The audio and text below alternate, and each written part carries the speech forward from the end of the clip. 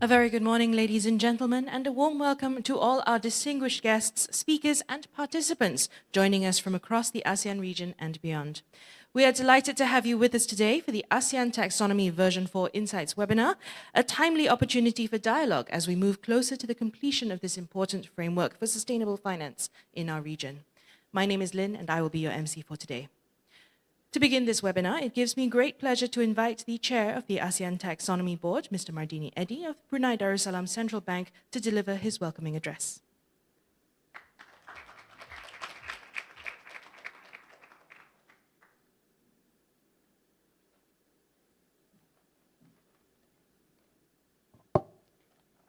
Thank you, Lynn. Bismillahirrahmanirrahim. Assalamualaikum warahmatullahi wabarakatuh. Good morning, esteemed colleagues and distinguished guests. On behalf of ASEAN Taxonomy Board, it is my great pleasure to welcome all of you to the ASEAN Taxonomy Version 4 stakeholder event.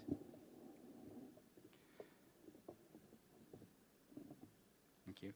We are honored to be joined today by representatives from financial institutions, corporates, regulators, and partners from across the region, all of whom play a vital role in advancing ASEAN's sustainable finance agenda.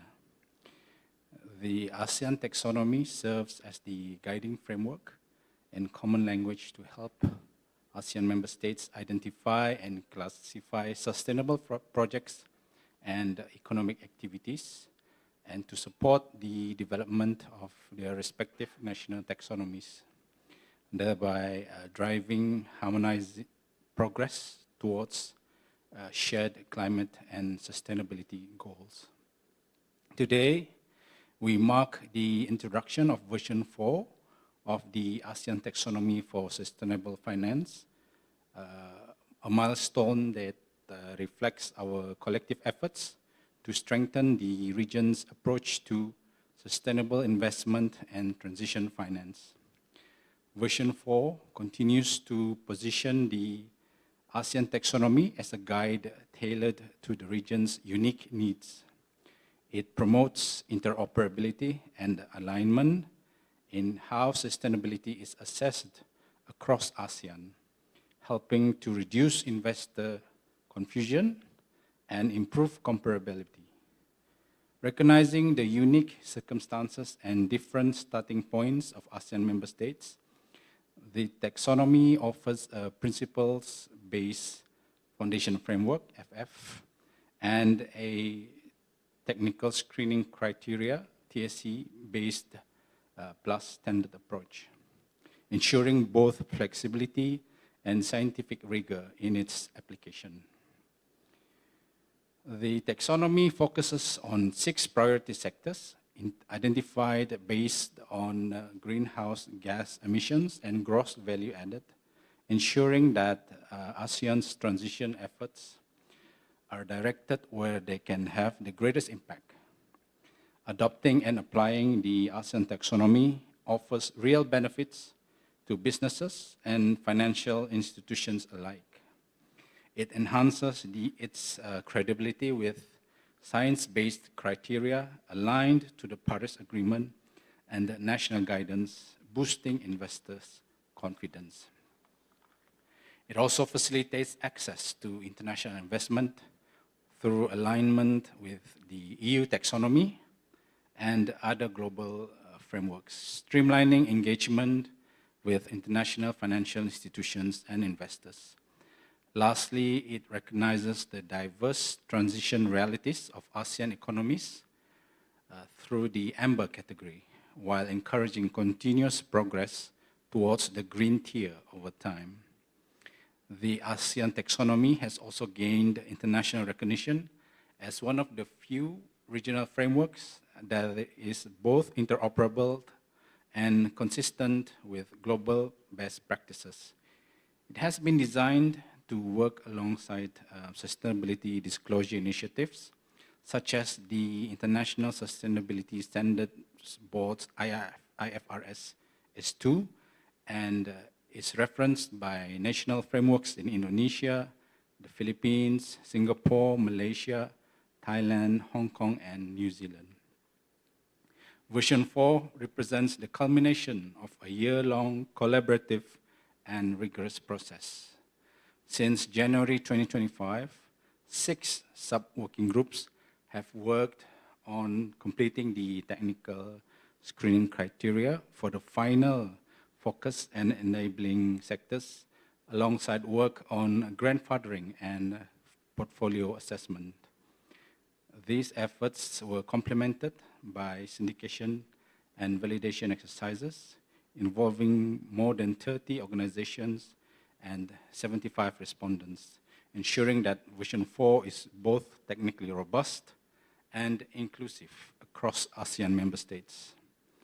Once again, I would like to express my deep appreciation to all ATB members, our partners DNV, ADL and Sophia, and our distinguished guests for your invaluable support and expertise throughout this process. As we share the insights and applications of version 4 today, I hope this session will deepen understanding, strengthen confidence, and inspire greater collaboration in embedding the ASEAN taxonomy within our financial systems and national initiatives. Together, we can continue driving a sustainable, inclusive, and regionally aligned transition for ASEAN. Thank you, and I wish you all a productive and engaging session ahead. Thank you, Tuan Wardini. Next, may I please invite Mr. Peter Rosenkrantz, Senior Financial Sector Specialist from the Asian Development Bank, to give his opening remarks. Wonderful good morning, Chair Mardini Eddy, Vice Chair DG Lin Javier, distinguished members of the ASEAN Taxonomy Board, representatives from the Sustainable Finance Institute Asia, esteemed colleagues and participants joining us both in person and online.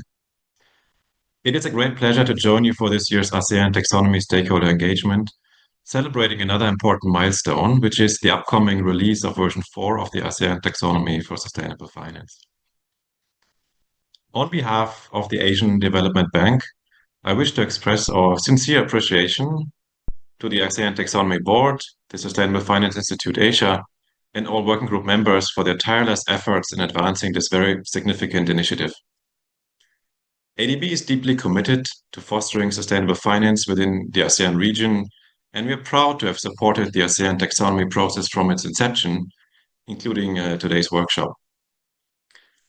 Through our technical assistance and partnership with the ASEAN Capital Markets Forum and the ATB, we aim to strengthen regional regulatory coherence, promote inclusivity, and deepen engagement with private and capital market stakeholders. These efforts complement ADB's wider regional platforms, including the ASEAN Catalytic Green Finance Facility, or ACGF. Moreover, ADB's support for the ASEAN taxonomy has drawn on contributions from several partners, including the Green Climate Fund, the Government of the United Kingdom, and the Republic of Korea eAsia and Knowledge Partnership Fund through their support for the ACGF, as well as the Government of Luxembourg through their financing support for the Financial Sector Development Partnership Special Fund. By bringing these resources together, ADB is leveraging synergies to advance the taxonomy and strengthen ASEAN's broader green finance ecosystem. Version 4's expanded technical screening criteria and focus on transition finance and disclosure frameworks reflect ASEAN's growing maturity in sustainable finance architecture. With this version, the taxonomy is now mature, spanning 6 focus sectors and 3 enabling sectors, making it a comprehensive reference for sustainable finance across the region. By providing well-defined criteria and harmonized definitions informed by science and best practice, the ASEAN taxonomy supports transparency, reduces market fragmentation, and strengthens investor confidence across borders. Equally significant is the commitment to interoperability, ensuring alignment with the international taxonomies while embedding the flexibility to respond to local contexts. This balance between global comparability and regional specificity is what makes the ASEAN approach truly remarkable and distinctive. Interoperability will not only enhance cross-border capital flows, but also encourage more robust private sector participation, which is a necessary step in meeting the region's estimated $3 trillion in green investment needs by 2030. Also, the taxonomy can play an important role in advancing the ASEAN Power Grid Financing Initiative, recently launched by ADB and the World Bank Group with the ASEAN Secretariat and the ASEAN Center for Energy to connect the region's electricity networks and strengthen energy cooperation by 2045. Equivalence is also a key consideration of the ASEAN taxonomy's approach. It enables ASEAN member states to align their national frameworks with the ASEAN taxonomy's foundation framework or plus standard, while maintaining flexibility for local contexts. This, in turn, promotes comparability, supports mutual recognition, and reinforces the taxonomy's role as a common language and trusted reference for sustainable finance across ASEAN. As we are about to celebrate this important milestone, it is clear that the ASEAN taxonomy has become a cornerstone of the region's sustainable finance landscapes, grounded in regional realities yet harmonized with global ambitions. Through continued collaboration, the ASEAN taxonomy serves as a guide for sustainable investment and catalyst for tangible change, mobilizing finance toward a just, inclusive, and climate-resilient future for all. We from the ADB very much look forward to continued strong collaboration with the ATB in strengthening ASEAN sustainable finance frameworks. We also very much look forward to continuing to support knowledge exchange and capacity building to empower financial institutions and regulators in applying the taxonomies effectively. Thank you very much, and I look forward to today's discussions and insights. Thank you.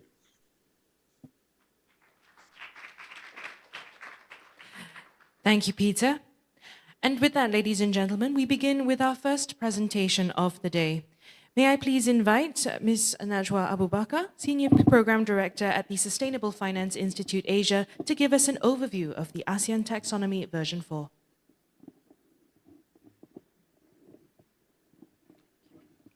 A very good morning and Assalamualaikum to our host, the Securities Commission Malaysia, members of the ASEAN Taxonomy Board, and ladies and gentlemen who are with us today in person and virtually. Thank you very much for the opportunity to give you a very, very quick overview of version 4 of the ASEAN Taxonomy, the details of which, the exciting parts of the taxonomy, will be presented later by our ATB representative. My name is Najwa. I'm the Senior Program Director of Sustainable Finance Institute Asia, and we are the host of the ASEAN Taxonomy Board. I will begin with showing you the ecosystem of sustainable finance in ASEAN, which is no different really. Next. Oh, sorry. I have to do stuff. Thanks. The ecosystem of sustainable finance, which comprises taxonomy, transition, disclosure frameworks, and how these pillars will help plug gaps with respect to capacity building, policy and market gap, returns and attractiveness, awareness and behavior as examples that will help to facilitate the demand and supply of sustainable finance. The question that we always get from stakeholders in our engagement is, why is there a need for a regional taxonomy when there are already national initiatives? Simply, the ASEAN taxonomy provides a regional common language to drive sustainable finance initiatives. And at the same time, the national taxonomies then consider national priorities and ambitions. So the ASEAN taxonomy then is intended to be the taxonomy of equivalence between national taxonomies, as it is intended to be the overarching guide. The ASEAN taxonomy is also there to help minimize fragmentation and provide consistent and credible definitions for classification. Would like to give you also a bit of a flavor on the taxonomy landscape in our ASEAN member states, of which there are 10. each one of our member states either have developed or are developing the national taxonomies at the moment. Just an example, Malaysia has, as you know, the 2 taxonomies. There is the Singapore-Asia taxonomy, which came out in December 2023. Thailand's second phase of their national taxonomy was released in May of 2025. The ITSF, the second version of the ITSF, which closely references the ASEAN taxonomy, was released earlier this year as well. Vietnam came up with their green taxonomy, which classifies and establishes what is green in July of 2025, as well as another member state of ours, the Philippines, came out with the principles-based sustainable finance taxonomy guidelines in February of 2024. So you might wonder how the ASEAN taxonomy and the national taxonomies are linked. Each one of the taxonomies can be mapped to the ASEAN taxonomy. If we take an example such as the Singapore-Asia taxonomy and the Thailand taxonomy that employ the traffic light system, a TSE-based taxonomy, those taxonomies can then be mapped to the ASEAN Taxonomies Plus standard. As an example as well, as I mentioned, the SFTG from the Philippines, it is principles-based and can be mapped to the foundation framework of the ASEAN taxonomy, which is similar to the 2 Malaysian taxonomies, the CCPT by Bank Negara and the SRI taxonomy by Securities Commission Malaysia. So, who are the developers of the ASEAN taxonomy? The ASEAN taxonomy is being developed by the ASEAN Taxonomy Board. It comprises the 4 sectoral bodies of the ASEAN Finance Cooperation Process, covering the ACMF, the ASEAN Capital Markets Forum, ARIM, ASEAN Insurance Regulators Meeting, Central Banks, ASEAN Senior Level Committee on Financial Integration, as well as the ASEAN Working Committee on Capital Market Development that also includes Ministries of Finance of the ASEAN member states. These sectoral bodies will cover the central banks, capital markets, as well as insurance regulators. So the ASEAN taxonomy in its form and substance takes into account the initiatives of these 3 areas.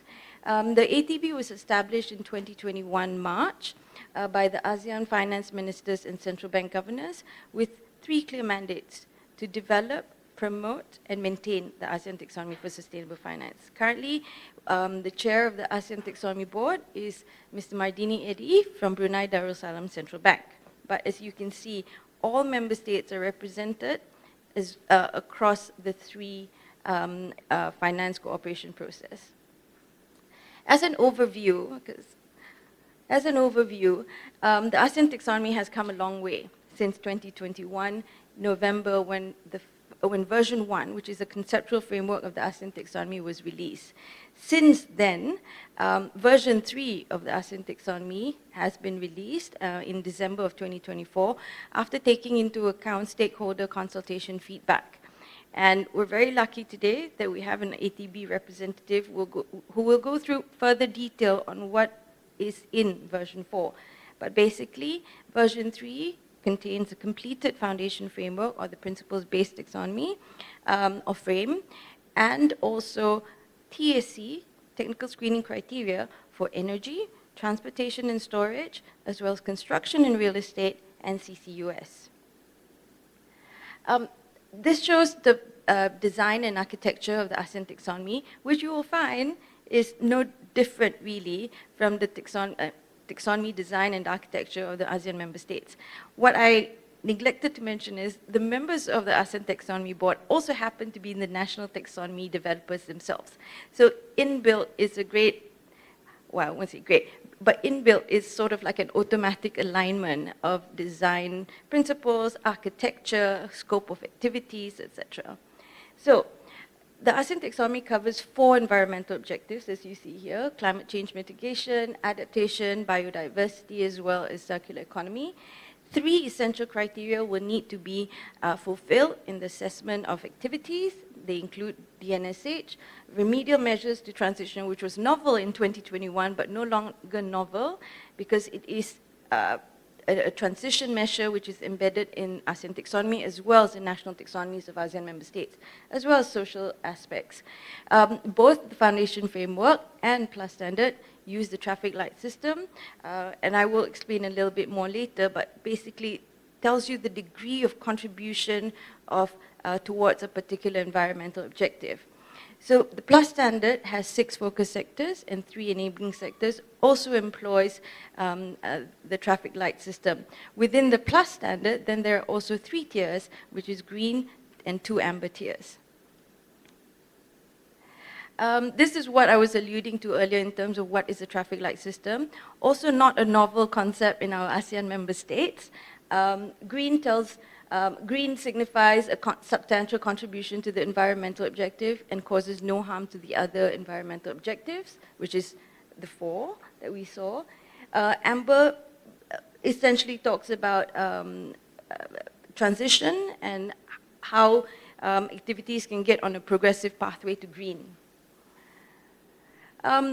Every year, since 2022, the ASEAN Taxonomy Board has met members of real economy, civil society organizations, international organizations, financial institutions to seek feedback about the various versions of the ASEAN Taxonomy that have been released. The questions that, or the feedback that we tend to get always revolve around usability, interoperability, recognition, transition effort, as well as capacity building. Of late, capacity building has become more of a burning question with stakeholders that we've spoken to. And this is something that the ATB is committed to doing on a continuous basis with respect to awareness and capacity building. So generally, process-wise, we have a stakeholder consultation exercise, which runs about 4 to 6 months after every version is published. That feedback from members are being incorporated into the finalized version.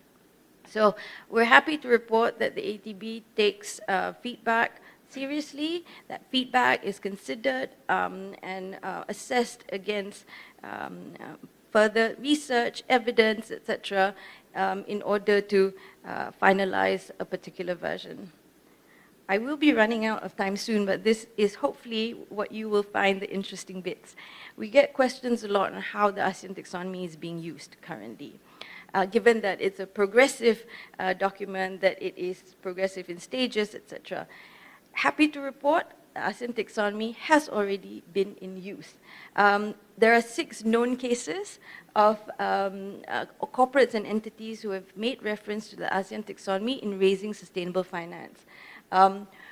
One of those, in August of 2024, the Thai Provincial Electricity Authority issued sustainability bonds by making reference to the ASEAN Taxonomy and the Thailand Taxonomy. Bangkok Expressway and MRT issued sustainability finance instruments using the ASEAN Taxonomy and Thailand Taxonomy, specifically the transportation and storage criteria, which at that point had been published but hadn't gone for stakeholder consultation, which, in my humble opinion, is a testament to the ASEAN Taxonomy. A few more examples. I will highlight Wasco Berhad, also making reference to the ASEAN Taxonomy in raising its SLL. This year, Thai Union Group secured a landmark blue loan that's aligned with the ASEAN Taxonomy Foundation Framework, which is also significant because the foundation framework is principles-based, but can also be used to raise sustainable finance. And this is the evidence for it.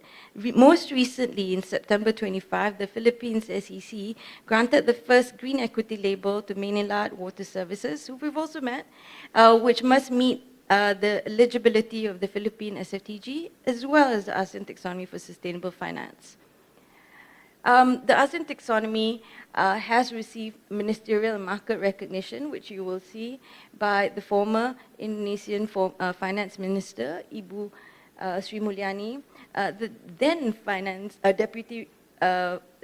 the Deputy PM and now the PM, Mr. Lawrence Wong. Also from Dato' Sri Amir Hamzah Azizan and also Mr. Chee Hong Tat.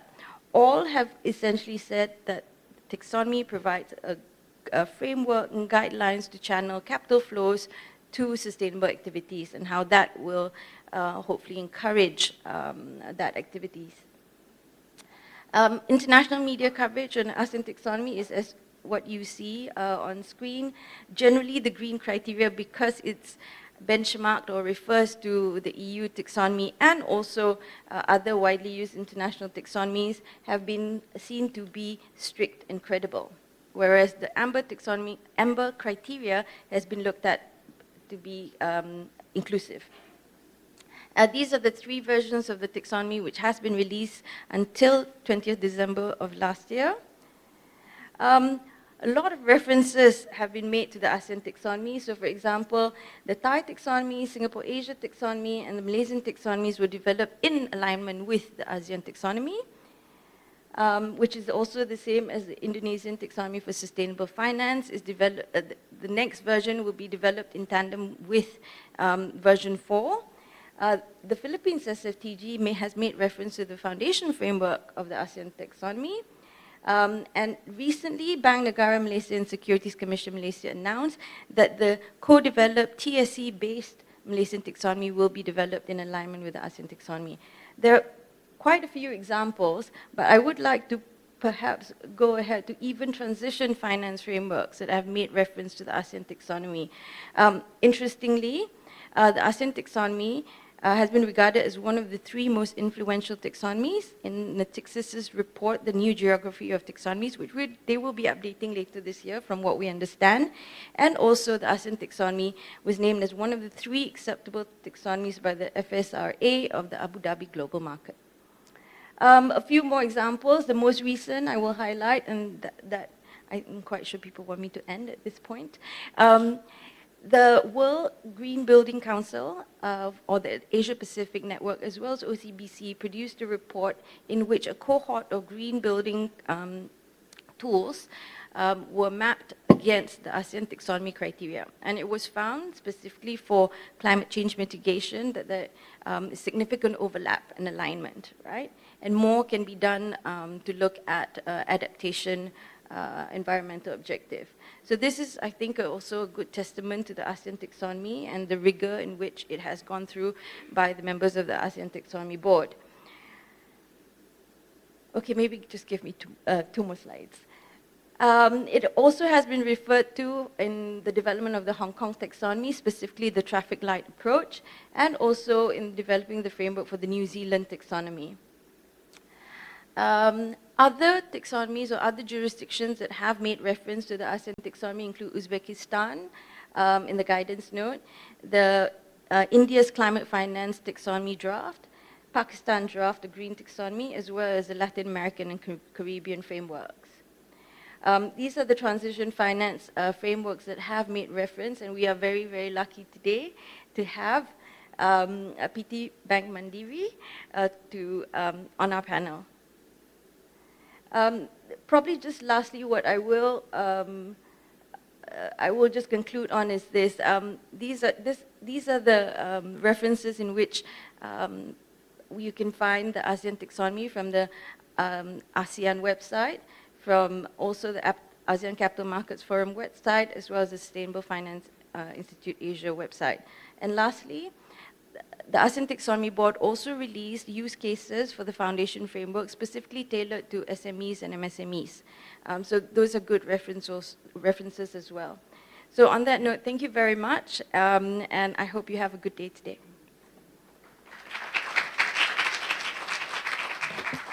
Thank you, Najwa.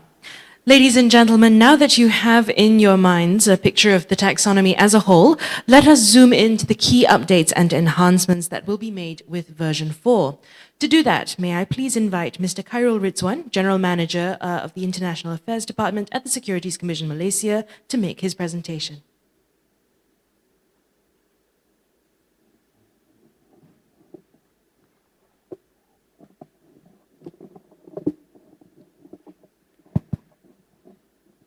Thank you.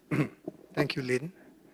Assalamu alaikum and good morning, Mr. Chair of the ATB, ATB board members, and ladies and gentlemen, stakeholders, our stakeholders, both in the room today as well as online.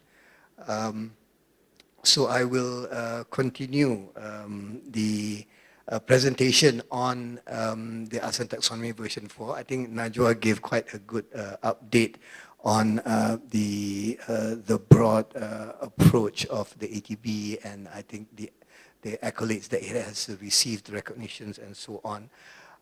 So I will go, I think, directly. I think some of these things have already been touched on by Najwa.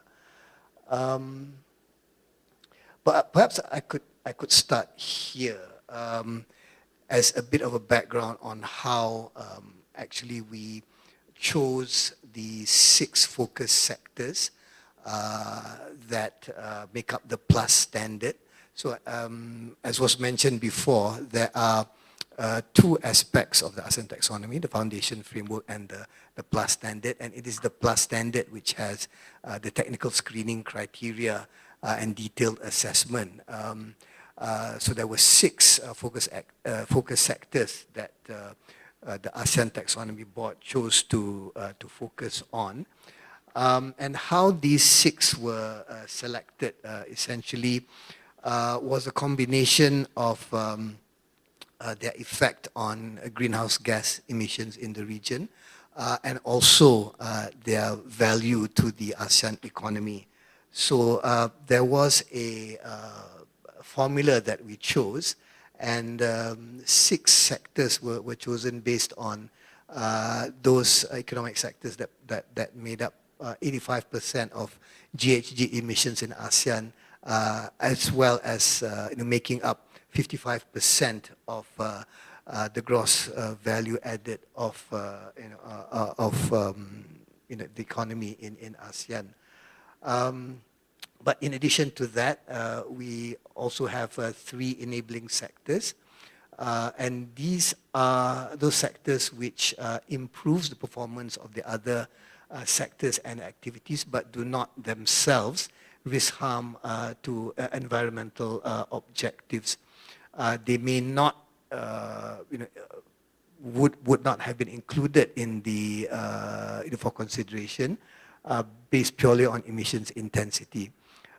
So in version 4, there are 3 basically focus sectors that we will be including in the ASEAN Taxonomy, which is agriculture, forestry and fishing, manufacturing, as well as water supply, sewerage, waste management and remediation activities.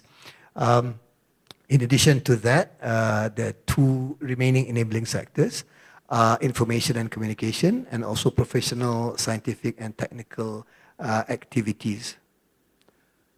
So if you can proceed.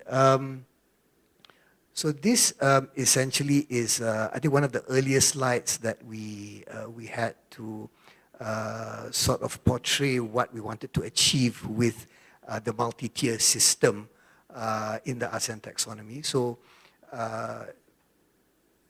we do not have a binary taxonomy such as what the EU has, either you qualify or not being green. We do have the green tier, which is what you see at the bottom, but we also have amber tiers. And this graphic actually shows you how that works. The amber tiers are slightly more flexible, have slightly more flexible technical screening criteria to enable users of the taxonomy to start their transition journey. So that's why the amber tiers are called transition tiers, but they do have a finite lifespan. As you can see at the end there, it drops off, and these are the sunset dates where the tiers will no longer be applicable. The intention is to move users to the more ambitious tiers of the taxonomy. And the green tier will also move towards meeting the more ambitious tier, ambitious objectives, net zero and so on, and that's why you see a sloping of the I think of the thresholds there. So The basis of setting the technical screening criteria in version 4, you can see here that we do reference widely used international taxonomies as well as national taxonomies in ASEAN. So you have the EU taxonomy, the Indonesian taxonomy, as also the Singaporean and Thai taxonomy. So for the Thai and Singapore taxonomies, for example, there are some sectors which they have come up with ahead of the ASEAN taxonomy. So we want to have some alignment as well as to how we approach these sectors. Agriculture sector, for example, it is in fact pertinent to have something which is more aligned to what is more applicable to the ASEAN region rather than referring to something which is applicable to Europe. So in addition to that, we also draw from reference certification, other references such as certification bodies. So you have, for example, the Forest Stewardship Council, FSC, the International Energy Agency, and so on. You see on the right side of the screen. So we go into the overview of version 4. I think you've seen this already. So perhaps the first which I think has, we have, at the ATB we have discussed a lot about is the concept of grandfathering. So grandfathering essentially preserves the qualification of a bond or financial instrument under the previous technical screening criteria when there is a change of the technical screening criteria. You see, because the ASEAN taxonomy is a living document, we do envisage that whatever thresholds that we have will be tightened over time. The amber tiers, in fact, will be sunset so that, as shown before, we move towards the more ambitious tier. So what happens to an existing financial instrument or bond when that happens? The grandfathering is the way that we hope to address this, so that there is certainty in the market that if there are changes to the technical screening criteria, there are circumstances in which the qualification under old criteria is allowed for a certain period of time. So this applies, when the proceeds have not been allocated, but I think something we make clear in the taxonomy is that when proceeds have been allocated, so when we say allocation here, it does not just mean that the proceeds have been disbursed towards a particular project. Even if that project has been endorsed, identified, and there are tranches to be made for the payment, that is also considered being allocated, so that there is, you are not caught with an asset which suddenly does not qualify anymore under the new TSC. So that is one aspect, and the other aspect is entity and portfolio assessment guidance. So where this is concerned, the taxonomy is, of course, a classification of activities, but it does not go into entities and portfolios. So this section introduces a methodology for reporting on entities, portfolios, and financial instruments based on the exposure to the underlying activities in the taxonomy. So it also outlines how the ASEAN taxonomy interacts with the ASEAN transition finance guidance. So it is a reporting or disclosure-based tool here where companies can report their alignment by using financial metrics such as revenue, capex, or opex. So I think this is two aspects, and I think going further into the actual focus sectors themselves. Now, of course, this is a sneak peek to what the ATB has decided conceptually. The full published document will only be ready in the first week of November. But we can share at this point that for the 3 focus sectors, you can see the various activities that fall within each of them. So if you could take the first one as an example, the agriculture, forestry, and fishing. And don't worry, I won't be going through all the activities one by one. But just perhaps to highlight one of the, I think, unique features for that particular sector. So there is, unlike the other sectors where we tend to look at EO1, which is climate change mitigation, as the starting point. For AFF, by default, we use the 3rd environmental objective, EO3, which is protection of healthy ecosystems and biodiversity as a default. Because the reason for this is because in the agriculture sector, natural resources must be optimized to minimize the impact to ecosystems. So this is, in fact, the imperative for classification under this sector.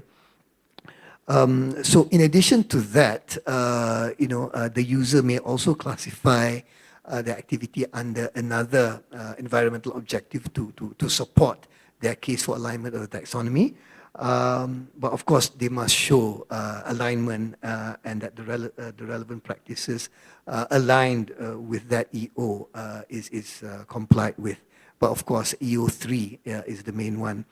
Another difference for forestry, for example, you have different approaches here depending on what the purpose the forest is being used for.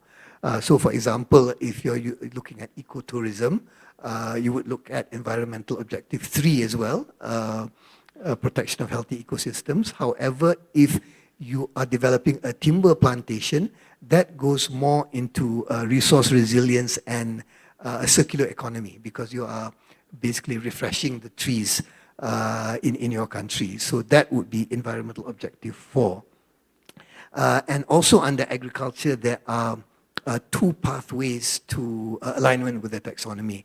So you could, you could be eligible by being certified under a present, industry body such as RSPO for palm oil, RSC for rubber, and so on.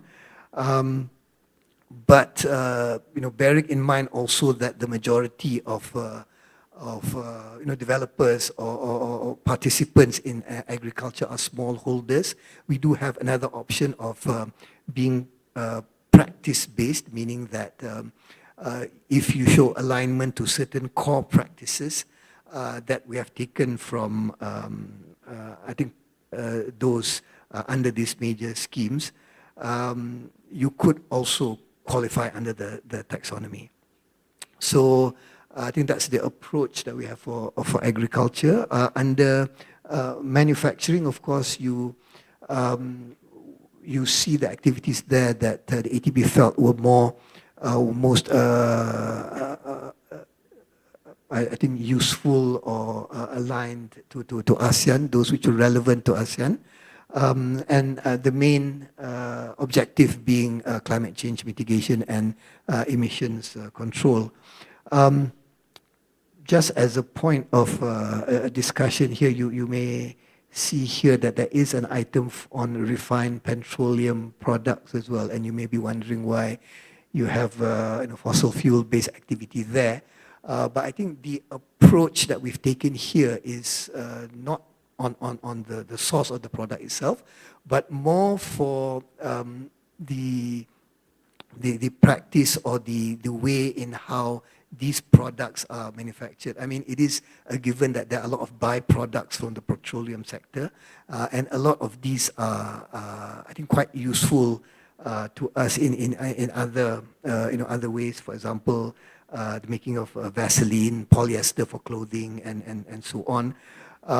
So these criteria or TSE ensures that the manufacturing process here is taxonomy aligned. And then, of course, for water supply, sewage, and waste management, we do look at, I think, the environmental objectives, again, for resource resilience, also the protection of healthy ecosystems and biodiversity. So the two enabling sectors, ICT, and professional, scientific, and technical activities. I think one of the activities which I'd like to highlight under ICT is, I think, the criteria for data centers, which comes under data processing, hosting, and so on. Given that I think we've seen a proliferation of these activities in the region, I think it was quite pertinent that we have criteria to ensure sustainable data centers in the region. So we have criteria for that. And professional, scientific, and technical activities, of course, relates to, I think, those activities which I think can support, other environmental activities and objectives. So we have 5 activities under there. So I think this slide just goes to show how, the rationale for inclusion. I think you've seen the broad reason why we've included it as one of the 3 of the 6 sectors. But again, you see, just to highlight or reiterate the fact that, we do want to address greenhouse gas contribution, importance to the economy, and also how the ecosystem is being cared for. So these are, I think, the main reasons why to reinforce the fact that these three focus economic sectors are very important to be addressed in the taxonomy. And also, for the enabling sectors, ICT and professional services and technical services are economic drivers in our ASEAN economies. So we do want to enable alignment with our national taxonomies as well. This, I think, is a similar graphic to what Najwa showed earlier, but I think in this one, we would just like to show that in our recent validation exercise, after we have developed the technical screening criteria, we've had a lot of support for the taxonomy. So this was held with stakeholders recently, and the focus areas included usability, coverage, and interoperability of the taxonomy. And the general perception is that ASEAN taxonomy version 4 is a step in the right direction. It is comprehensive, balanced, and beneficial for ASEAN. The amber tiers do reflect transitional realities, and it does provide sufficient flexibility towards a just transition. Technical screening criteria, the ambition of the green tiers are welcome, while acknowledging that in some cases it may be a bit challenging to meet it. But of course, the ASEAN contextualization is much appreciated, as well as the availability of the amber tiers. We do propose a 5-year review period of the TSC, and I think the stakeholders felt that it was beneficial, or it is appropriate. And I think a lot of support for the grandfathering rules as well, as I mentioned earlier. So I think, yes, some of these have already been covered by Najwa before, but maybe I'll just go for point you towards this particular slide. So this shows, I think, interoperability and alignment of the ASEAN taxonomy with the other taxonomies, the EU and the domestic ASEAN taxonomies. And we have included here, I think, the focus sectors under the ASEAN taxonomy.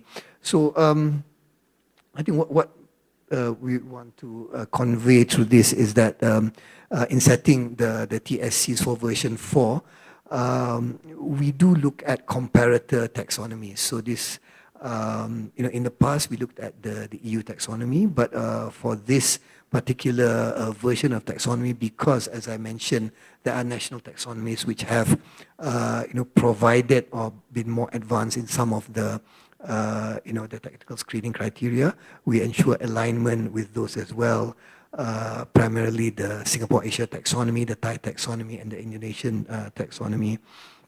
And also for the agriculture, forestry, and fishing, the certification bodies were also referred to, and this included the FSC for rubber, RSPO for palm oil, the Global Good Agricultural Practices as well. So,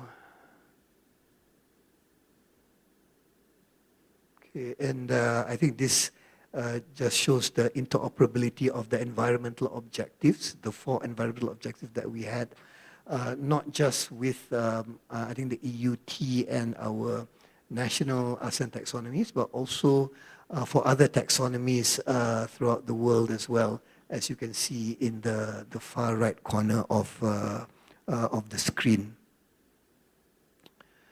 So I think at this point in time, I'm mindful of the time as well.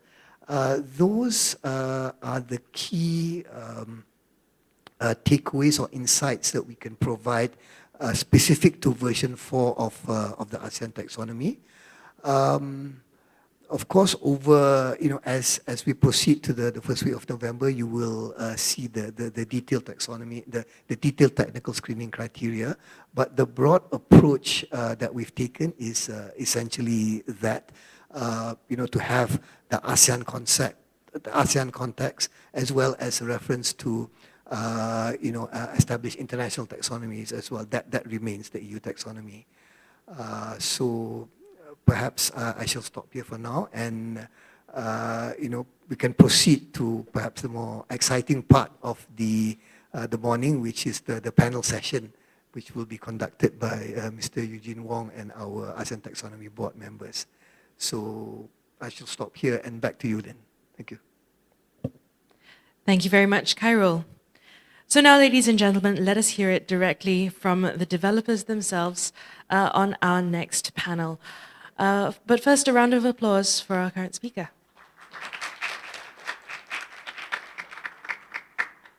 So for our next discussion, it gives me great pleasure to welcome representatives of the ATB sub-working groups, Mr. Raja Shamsul Anwar, Director of Monetary Policy Department at Bank Negara Malaysia, Ms. Emma A. Valencia, Assistant Director at the Markets and Securities Regulation at the Securities and Exchange Commission of the Philippines, Ms. Abigail Ng, Chief Sustainability Officer at the Monetary Authority of Singapore, Mr. Tawachai Pitaya Sofon, Deputy Secretary General at the Securities and Exchange Commission of Thailand, together with Mr. Thomas Leonard from the ATB's Technical Advisor, DNV.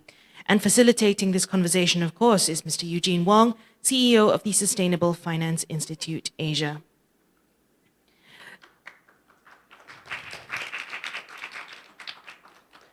Ladies and gentlemen, just a note, there will be a Q&A session after this, in the last 15 minutes of the panel session. Do feel free to scan the QR code that is going to go up on screen shortly and submit your questions on Slido. So with that, let me turn it over to Eugene. Thank you very much, Lynn. Well, it's a pleasure to be here. It's very exciting for us because the taxonomy journey has been a very vigorous and rigorous exercise for all of us. And we're really, really happy that we've been able to come up with something that is really useful for our region, that will actually promote an agenda that is really top of mind for us, despite some of the rollbacks you may be seeing around the rest of the world. I will jump straight into it. We have an excellent panel today. They are representing different perspectives. At the same time, they're all very familiar with what we've done with the taxonomy and the trials and tribulations that we've had to go through, because again, the whole idea of the ASEAN taxonomy is to create something which was useful and contextualized to the region. So I just want to jump straight into it. And, Khairul talked about the comprehensive version of the taxonomy that's going to be launched next week. And as you know, from Nachwa's slides, you can see that the ASEAN taxonomy was developed in successive versions, with each version becoming more and more complete. But I really wanted to ask, what is the comprehensive version of the taxonomy that's encapsulated in version 4? And what are the enhancements and the additions that Cairo was talking about that's going to come in this version? And at the same time, how have these enhancements and additions actually made the ASEAN taxonomy even more relevant to the ASEAN circumstances? And for that, really, Thomas, I'd like to come to you because you were the consultant on the job and you helped collate and curate and implement the inputs from all our member states. Okay, thank you very much. I get to start. The main point about the new version 4 of the ASEAN taxonomy is comprehensiveness. Up until now, there have been a relatively limited range of sectors, although very important ones, such as energy, transportation, construction, and real estate. Now, the taxonomy is really as comprehensive, certainly, as any other taxonomy that exists in the world, including the European Union taxonomy, in that we've set TSC for a very wide range of sectors which are applicable to the environment in ASEAN, as well as a number of enabling sectors, which I think is quite important, and again, a very comprehensive range of TSC for enabling sectors. As well as that, there have been some other updates. There has been a considerable expansion of the grandfathering section, so that's been more detail put in that, and that now also relates to amber financial instruments, and more detail given on the methods for reporting of entities, portfolios, and companies. The taxonomy generally has been restructured somewhat so that we put it into a very sort of core main report, and we have a number of annexes with important information, which includes quite comprehensive use cases now, and these are delivered in a much more consistent and comprehensive manner. Raja, I saw on the slides just now, and there's been a lot of discussion about this as well amongst the stakeholders, that every time before the taxonomy is released, during its developmental phase, stakeholders are consulted. And again, stakeholders are consulted after the release of the taxonomy so that they look at that version and provide their comments on the utility and the effectiveness of what's come up. I just wanted to ask you, I saw Khairul and Najwa sharing a bit about the outcomes of some of the stakeholder consultations, but can I ask you to share with us how the feedback that you receive from stakeholders are actually used in the whole implementation process itself? And again, how has the stakeholder consultation results actually made the ASEAN taxonomy more useful to all the stakeholders, as well as a taxonomy that the region can rely on as a reference point? Thank you, Eugene, for the question. Good morning, everyone. Let me just maybe start with just saying that, well, ASEAN is a diverse region with varying levels of economic development, sectoral maturity, and climate transition pathways. So we need to ensure the national context and sectoral nuances are reflected. In this sense, the stakeholder feedback process is an important integral part of the process. It ensures that the taxonomy that we develop is credible, inclusive, practical, and implementable.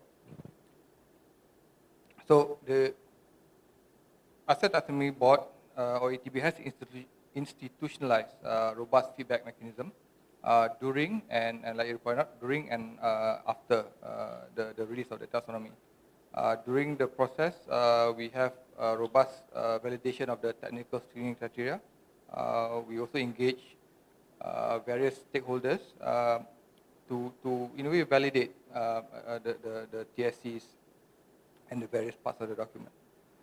After the taxonomy is released, we do engage in comprehensive stakeholder consultations, and this is really to avoid creating overly rigid or impractical criteria or TSCs that could hinder rather than enable sustainable finance flows. At the same time, it's also important to highlight that this somewhat improves the transparency of the process so that the stakeholders understand how the amount of work that goes into it and the basis for creating the TSCs, and somewhat also lends legitimacy to the taxonomy. And to date, the ATB has conducted stakeholder consultations for each version released with the help of our consultants and also with Sustainability Finance Institute Asia, SAFIA. And we've engaged various real industry players, financial market and financial institutions players, ministries and government agencies, as well as academia and civil society organizations, both within the region and internationally. So what have we learned? So generally the feedback has been definitely useful, to say the least. And maybe I'll group them into three broad categories. First, in terms of input surrounding the credibility and interoperability of the taxonomy, the usability and clarity, and capacity building support. In terms of credibility and interoperability of the taxonomy, generally stakeholders commended on the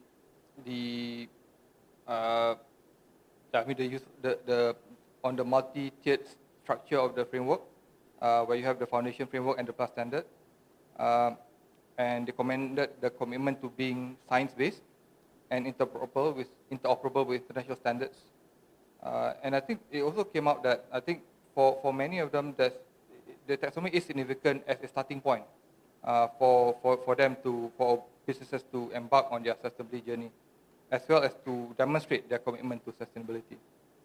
In terms of usability and clarity, I mean we've got requests for guidance on how to use the taxonomy, and responding to this, the ATB developed use cases to guide users.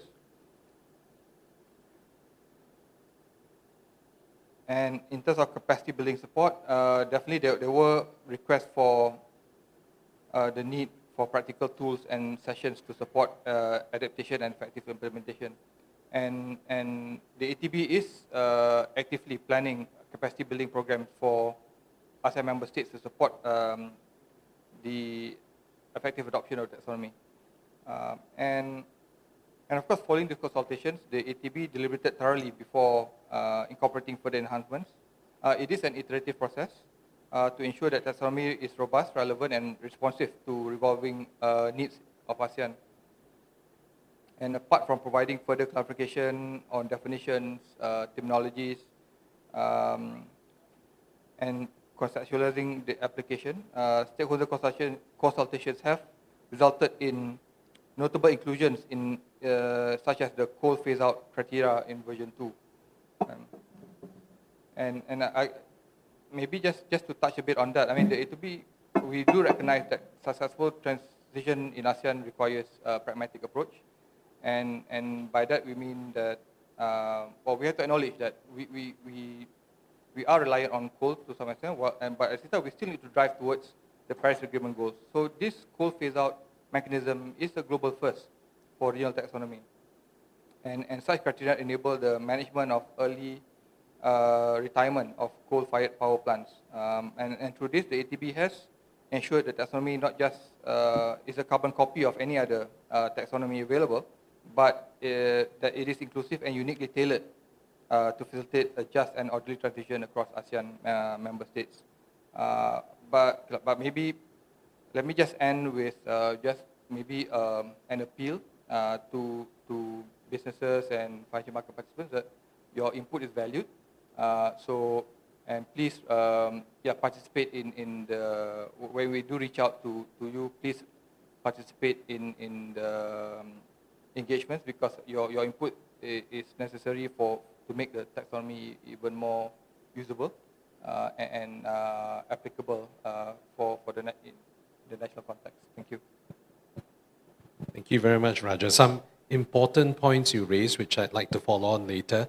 First, pragmatism. The second, just transition. I want to turn to Abby now. Abby, congratulations on your appointment as the Chief Sustainability Officer of the Monetary Authority of Singapore. And Thank you very much. So, when we first started the taxonomy board, the instruction from the finance ministers and central bank governors was for the ASEAN taxonomy to be used as our common language and overarching guide in Southeast Asia.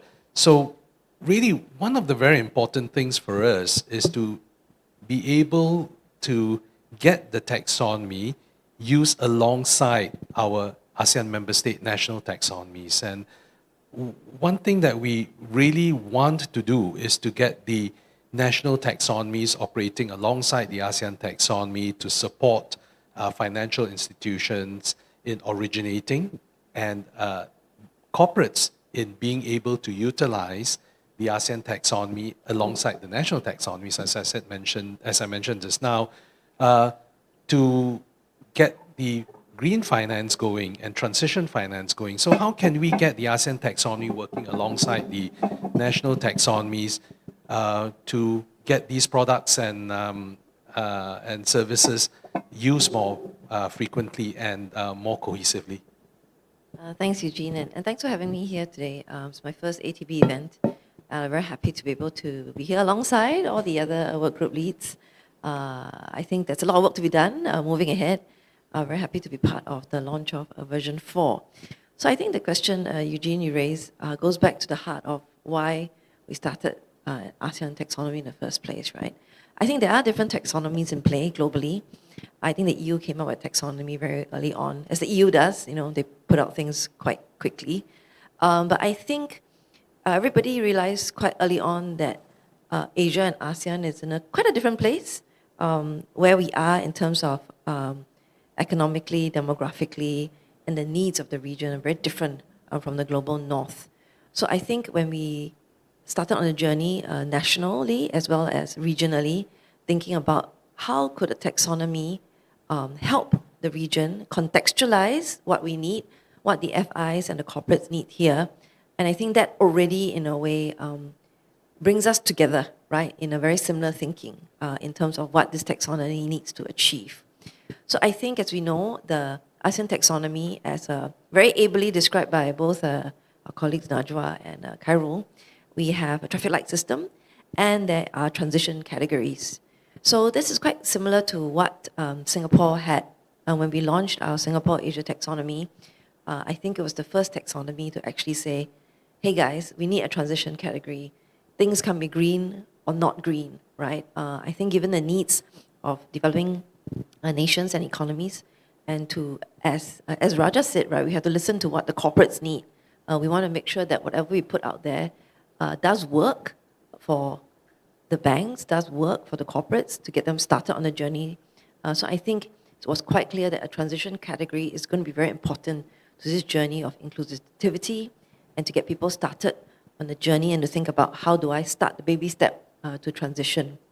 So I think, as you know, the ASEAN taxonomy has tiers such as Amber Tier 2, Amber Tier 3, which I think, again, describes how we have the inclusive mindset. And basically, we do want to encourage people to get started on the journey. So in that way, I think the development of the ASEAN taxonomy, I don't think we reinvented the wheel. We looked at existing taxonomies. Of course, the EU was very much in play. For MAS, because we had the development of the SAT alongside, in a way we could kind of like look across and to see what could be used as a base plate and what could be helpful in the development of the ASEAN taxonomy. So in doing so, you already naturally kind of like line up, as you can see, the very similar sector coverage, very similar kind of EOs as we've seen in the charts that Khairul actually showed us earlier. And I think moving forward, as you see more national taxonomies being developed, the beauty of having the ASEAN taxonomy already developed and being expanded in this coverage, as Thomas mentioned, is that now the national taxonomies have a reference point as well. So at the end of the day, when everybody is drafting or thinking of a common base plate, then very naturally the interoperability is going to happen. And so I think the interoperability is really a strong and common theme that you will hear throughout all the presentations and sharing that today. So we see scope for FIs and the corporates, right, that operate in ASEAN to actually have options.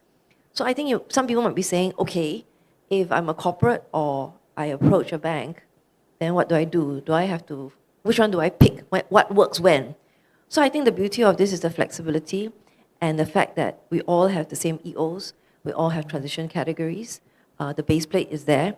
So I think what the options would be, it depends, right? If you're raising a very domestic kind of fundraising or capital raising activity, or it's a very domestic and contained activity, then you will probably reference your domestic one, which is fine. So for example, if someone is doing the activity or deciding to issue certain bonds or loans, but it's just in Singapore, they might choose to then say, okay, given all the players and all the participants are Singapore, we'll look at the SAT. But as we know, our region is so interconnected in terms of trade, movement, goods and services. So very often you're going to get deals, financing deals or loan deals that actually cross borders. And in that scenario, I think more often than not, it's going to make a lot of sense for someone to use the ASEAN taxonomy. And it's okay if some of your projects are domestic, and it's okay if some of your projects are regional, because at the end of the day, the inherent design and how we're developing this in the next couple of years in the region is going to just continue with the interoperability and common reference points. So I'm just quite pleased to say, I can't take any of credit for this. I've come lately to this game, but I must say, looking back now with slightly fresh eyes, I think the way it's been developed and the base plate that has been put in place and how all the national taxonomies are going to reference that, I think is quite an efficient and clever way of doing this. Thank you, Abby. You described the common reference point, and you talked about the interoperability and beyond of the ASEAN taxonomy. So I did see in Nachor's slides just now about how the ASEAN taxonomy is a taxonomy of equivalence. And being a taxonomy of equivalence, it really enables all our national taxonomies to be converted or speak to each other via the ASEAN taxonomy, which is a really efficient way of doing it. And this was indeed conceived by the finance ministers and central bank governors when they gave the mandate for the ASEAN taxonomy. So I want to turn to Kun Tawachai and Emma, because the proof of the pudding is in the eating. So Abby talked about many opportunities for us to use the ASEAN taxonomy alongside the national taxonomies. But in your minds, what do you see the main uses of the ASEAN taxonomy to be? I've already seen just now some examples where the ASEAN taxonomy is used alongside your national taxonomies and issuances in your country. So what do you think the use cases will be for the ASEAN taxonomy in your jurisdiction, as well as for ASEAN as a whole? And how do you think we can come together as a region to promote the use of the ASEAN taxonomy as this common language for all of us? Maybe I can start with Kun Tawachai first. Thank you, Eugene. Well, I think now we're starting to see the transition of the ASEAN taxonomy from the rules to practice. And as Nachwa mentioned, I'm going to say the same name as the three examples of the corporation and the state-owned enterprise in Thailand that apply the ASEAN taxonomy in issuance of the bond in Thailand. Well, we start with the state-owned enterprise. The first one is Provincial Electricity Authority, or the PA. You saw it on the screen already. This one, they issued the $30 million sustainability bond to invest in the microgrids and the submarine cable infrastructure to support the rural electrification and renewable energy integration. The project was assessed under the ASEAN taxonomy version 3, where the microgrid and the submission activities were classified as green under the EO1, which is the climate change mitigation, and EO2, climate change adaptation. That's the first one. For the corporations, I would like to raise the example of the Thai Union. You saw the name as well. This one is also the listed company on the Stock Exchange of Thailand. This one issued its first blue bond, which aimed to finance the sustainable fisheries and aquaculture activities that contribute to the ocean conservation. Well, the thing is that when it issued this bond, the activities were not fully covered by existing Thailand or ASEAN taxonomy at that time. How did do that? The company decided to apply the fundamental foundation framework as the guiding tool to assess the alignment with the ASEAN taxonomy. Also, the second party opinion confirmed the consistency with the guiding question of the EO under the foundation framework, particularly EO4. sustainable resource use, and EO3, ecosystem protection. This case highlights how the foundation framework of the ASEAN taxonomy can provide issuer a credible reference point for the emerging sectors, enabling to demonstrate the taxonomy-based integrity even before the TSC was finalized. So it's really helpful. Yeah. Well, for the last example, other than the energy and blue economy sectors, we have the Bangkok Expressway and Metro, or the BEM. I'm sure that the speaker of the next panel will be described more on this. This one issued the sustainability bond to finance clean transportation and energy efficiency project within this match the transportation operations. And the environmental portion of the bond will assess against the ASEAN taxonomy's environmental objective, or EO, particularly on the climate change mitigation and adaptation, reflecting the bond's contribution to emission reduction and improved energy performance. Those examples already shows that the ASEAN taxonomy has helped issuer, SPO providers, and investors to speak the same language. Which activities is green, which one is transitioning. Well, that's about the example. I would like to talk about the rules of the SCT Thailand as the regulator as well. And apart from that, we have launched the regulation in support of the issuance of the JSB and also support the disclosure of the ASEAN and Thailand taxonomy and other taxonomy as well. And recently we launched the program that waived the filing of the registration fee and the application for approval for those issuers who refer explicitly to the ASEAN taxonomy or Thailand taxonomy. This would help to be the incentive that aim to encourage the issuer to adopt those taxonomy that's reference to their use of proceed with the assessment by the SPO. This one is very important because we say that we put a lot of efforts on this, and we really want to be used to be in practice, right? So we decided to launch this program for the fee waiver. Well, other than that, let me talk a little bit more about the plan. That's what we have done. What we are doing is that we are exploring the way to broadening the taxonomy adoption through the new instrument. For example, we will include the transition finance related instrument that recognize ambitious activities under the ASEAN and Thailand taxonomy. That would help and that would fit the context of Thailand as well, because we have the hard to abate sectors, and we just like ASEAN AMS, the members, that we need to have the to encourage the transition, to be green in the future. And maybe I have to talk a bit about the collaboration among the AMS, right? That's very important as well.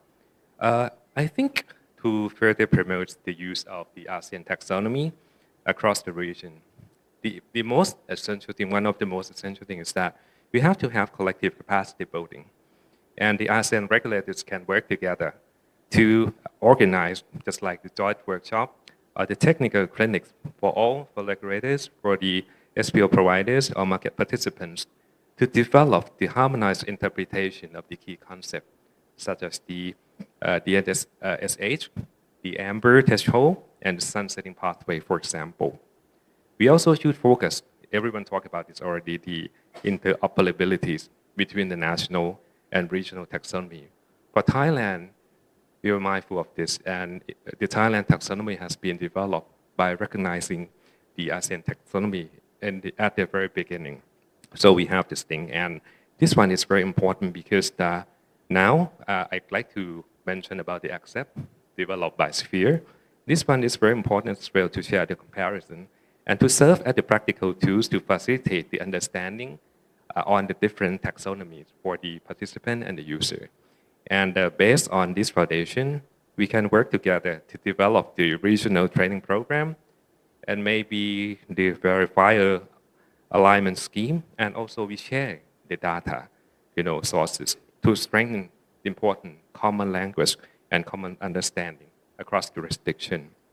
I think together with the combining the capacity building, interop, and share learning platform like Accept, we as ASEAN can cultivate an ecosystem where the taxonomy aligned activities and products are recognized across the region, and we can leverage on the credibilities and scalabilities for the sustainable finance in ASEAN. Thank you. Thank you very much, Khun Tawachai. Some really important takeaways there. Firstly, capacity building. I think that's really, really critical, and everyone's recognized that. Secondly, the regulatory collaboration. I think that really provides the regulatory cover, sets the direction, and gives confidence to the market. So those are really key things that we must consider implementing when we leave this room. Emma, over to you. I just wanted to highlight first to everyone that the Philippines uses the foundation framework equivalent in its approach to taxonomy. So I just wanted to get you to share a bit more about what your views are on this matter.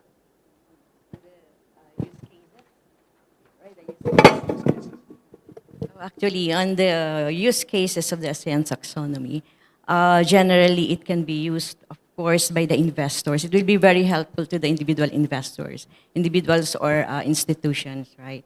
And it will be also used by the companies that will be issued financing these green activities. And of course, it will be really beneficial for the regulators when they issue some policies, right? For the investors and lenders, it will help them a lot on their portfolio alignment because they will be looking at one uniform definitions of the activities.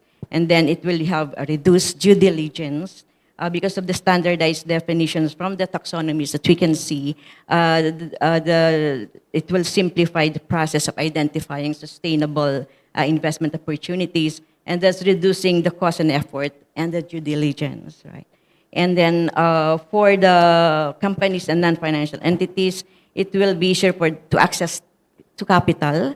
Companies whose activities align with taxonomy is better access to sustainable finance options, potentially with lower interest rates or better terms.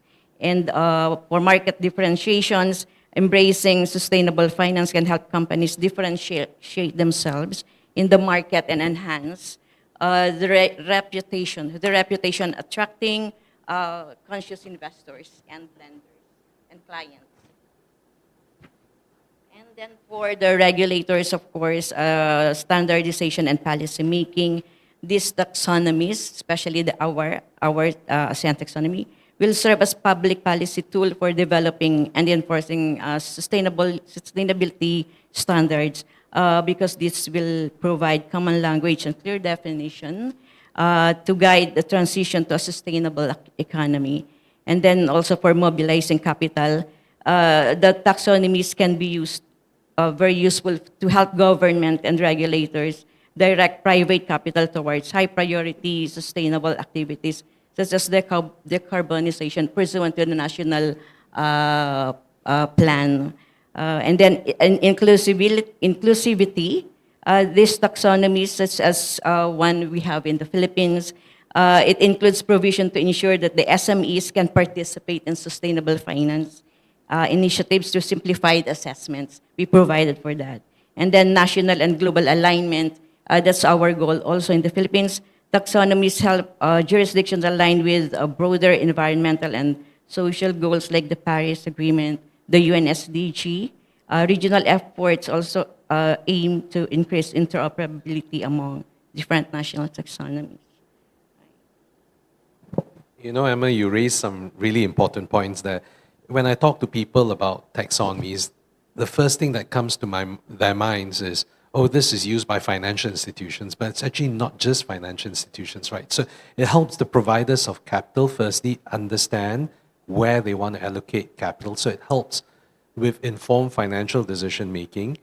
And you raised the real economy people. It is true because if you talk to many companies, they don't understand what sustainability is or what qualifies as green. So having a taxonomy actually provides them with a guide. And you raised the point about market differentiation, a very important point people forget. You also talked about how regulators and policymakers can use the taxonomy in formulating their own policy direction. So you can see the taxonomy is actually pretty much a multifaceted tool that can be used by a whole range of stakeholders. Raja, I want to turn back to you because I have to ask you this question. Nachwa showed in the slides that Malaysia, through the Joint Committee on Climate Change, will be developing a TSE-based taxonomy further to the existing foundation framework type taxonomy that you have. So tell us, how will you be leveraging on the ASEAN taxonomy to do this? And if I can just ask you to peek into the future as well, to see how you foresee the ASEAN taxonomy working side by side along the new Malaysian taxonomy. Thank you, Eugene. Again, maybe let me start with the word credibility. I think that word has been mentioned quite a bit this morning, and I think Kun Tawacha also mentioned that word. And by that, I think it's important to recognize that the ASEAN taxonomy provides a credible foundation for the region through its principle-based foundation framework and threshold-based plus standards. It's inclusive and credible. And what do I mean by that is, in terms of inclusiveness, it recognizes the different starting points, economic conditions, and transition pathways of ASEAN member states. It is credible in the sense that the TSCs have undergone robust review and stakeholder consultations to ensure its reasonableness, practicality, and relevance to the region. So essentially, it provides a good base, right, for us to refer to. And there's also strategic benefit for ASEAN, for the ASEAN taxonomy to serve as a reference point for developing our Malaysian taxonomy for sustainable finance. And using a common regional reference ensures consistency and alignment, as well as promote regulatory coherence and comparability. This in turn ensures credibility and trust, that word again, trust, amongst investors and funders, especially in cross-border projects such as the ASEAN Power Grid. But of course, the Malaysian taxonomy will have to translate and contextualize the ASEAN taxonomy to suit national needs. I mean, the Malaysian taxonomy may further reinforce the underlying principles and approaches of the ASEAN taxonomy, but tailor them to the national context. And this could be through emulating or replicating the ASEAN taxonomy's key designs and components, such as the environmental objectives, essential criteria, and some TSCs. And maybe the key aspect here is the inclusion of the TSCs, as you mentioned.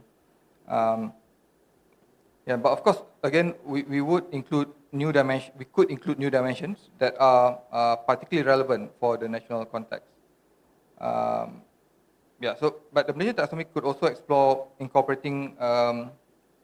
Well, in terms of how it's used, we could explore incorporating the regulatory treatment at the national level, monitoring and reporting mechanisms, and Malaysia-specific supplementary documents such as guides and use cases, which I think would be at least from the experience from the ASEAN taxonomy and even from our own CCPT, I think it will be very useful to have those use cases and guides. And all this can help ensure consistency of application at the domestic level, while operationalizing the ASEAN taxonomy's objectives on the ground.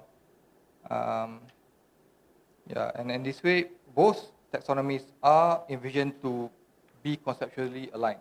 So the ASEAN taxonomy provides the regional umbrella and baseline for reference, while the Malaysian taxonomy can ensure practical application at the national level and implementing the ASEAN taxonomy principles and approaches within the national context.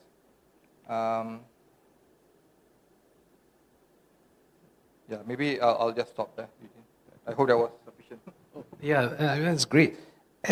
I'm glad you also highlighted one issue about national taxonomies, right? And I hear a lot of discussions about how we can have one single global taxonomy. I think that's really, really quite difficult if you talk to any of the taxonomy developers or policymakers, because national taxonomies actually address national needs, priorities, and agendas. It's not something a global taxonomy can do.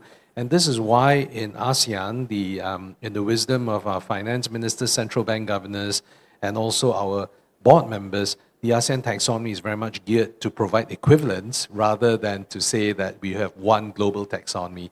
So we get the benefit of that inclusivity that we're talking about, but also the contextualization at a national level. So that's really, really important. Emma, just very quickly, can I ask you how Philippines is using the ASEAN taxonomy in its taxonomy efforts? Okay. Just recently, the Philippine SEC issued the guidelines on the issuance of green equity, right? The SEC issued it in September, just this September. So, of course, the usual requirements for us to grant the green equity label. Aside from that, the SEC mandated that this company should align its green activities with either the domestic taxonomy, Philippine taxonomy, or the ASEAN taxonomy. So that's how ASEAN taxonomy will be very helpful for us, because we are looking also for which taxonomy to refer our green equity label, right? So now, clearly, the requirement is for these companies to align with ASEAN taxonomy or the Philippine Sustainable Finance Guidelines. Right. Thank you. So that's a very good example of that side-by-side partnership between the ASEAN taxonomy and the national taxonomy that Abby was talking about. I want to come back to Raja's point about contextualization just now. Thomas, contextualization is key, right, for the ASEAN taxonomy, but so is credibility. And I often hear this discussion about whether geographic contextualization actually compromises credibility. So I want your view on that, and also want your view on what some of the sectors that we had to pay a lot of attention to in terms of contextualization were for the ASEAN taxonomy.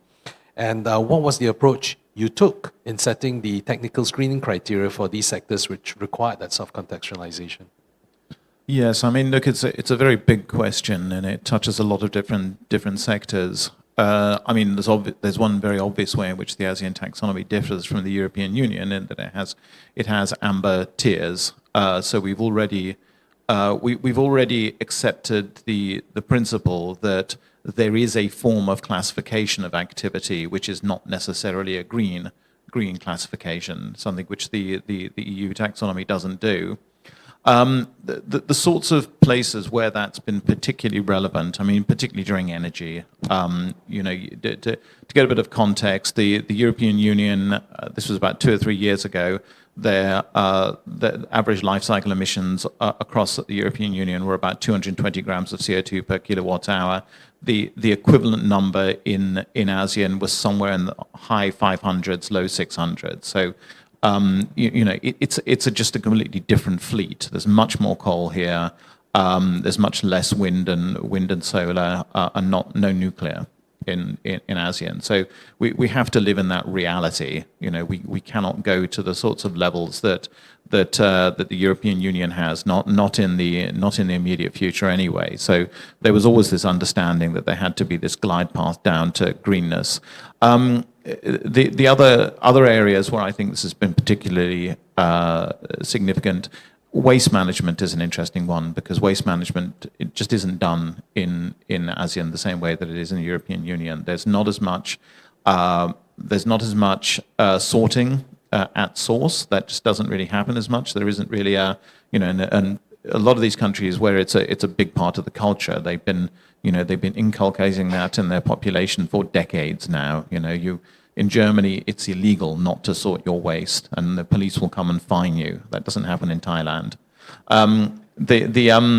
So we have to accept the premise that, look, the waste is not going into the rubbish truck pre-sorted. It has to be sorted at some point along the way, and that's been taken into consideration in the setting of some of the TSCs. You see this in other areas as well. In manufacturing, we've had to accept that there are certain in large industries, there are certain things which we cannot think are realistic in ASEAN in the short term, and we do have to set TSCs which are significant and are realistic for the ASEAN context. It comes back to Raja's point about pragmatism, doesn't it? Yes. Quickly, I want to ask you again, does contextualization at a geographic level actually compromise credibility? In my opinion, no. I mean, look, there's heaven is not for this world. We have to we have to do the best that we can. That's always been my opinion. We're not looking for perfection, at least not in the next 5 to 10 years. Perfection needs to come after that. What are we trying to do here? We are trying to encourage the sort of activity that we want, that is getting us to where we want to be. And that sort of activity, it's not exactly the same as what you see in the European Union, but it is trying to get us to the same point that they are trying to get us to as well. So no, in my opinion, it doesn't affect credibility. So that's the paradox of ambition, where perfect becomes the enemy of good, and you get nothing done. Transitions. We heard a lot about transition, just transition. Raja mentioned it. Abby, the transition to net zero is not going to be easy, especially for developing countries. How is the ASEAN taxonomy going to help corporates in getting to this credible transition? Yeah, big questions. I think Thomas put it really well about the ambition and having different starting points. So I think just kind of three thoughts to offer on this. First, I think is a transition point, and I mean to Thomas's point, and I think we all agreed, we can't expect everybody to go from 0 to 100 in 5 seconds, right? In net zero transition journey. I think ASEAN, clearly, we are at different parts of the curve, right? And I think we have strength in that. We have a lot to offer to the world. We have great growth opportunities. It comes together, right, with how diverse we are in terms of our economic structures, our energy mixes, and our development priorities as well. So I think there will be jurisdictions that are a little bit more ahead in the targets and the journey, and for others that you're going to have a little bit more time, right, to enable the corporates to adopt the technologies that will enable them to achieve the net zero journey. So I think the support for decarbonization for the region, I think it's only reasonable. And I think globally people are starting to understand that ASEAN will need the time. So I think just to say the ASEAN taxonomy in the exception for its design has been very clear about needing to do this. So as I think I've mentioned earlier, and we've actually alluded to it quite a bit, the fact that we have transition categories. And I'd just like to call out the fact that we actually have Amber Tier 3. And I think this being our most flexible and inclusive tier is something that we do need. Maybe drawing a little bit back to your earlier question, right, about credibility. And I mean, we may have people that will ask us or look a little bit askance at Amber Tier 3, but as Thomas put it very well already, we just have to get people started on the journey. And Emma was just saying, you just have to start somewhere.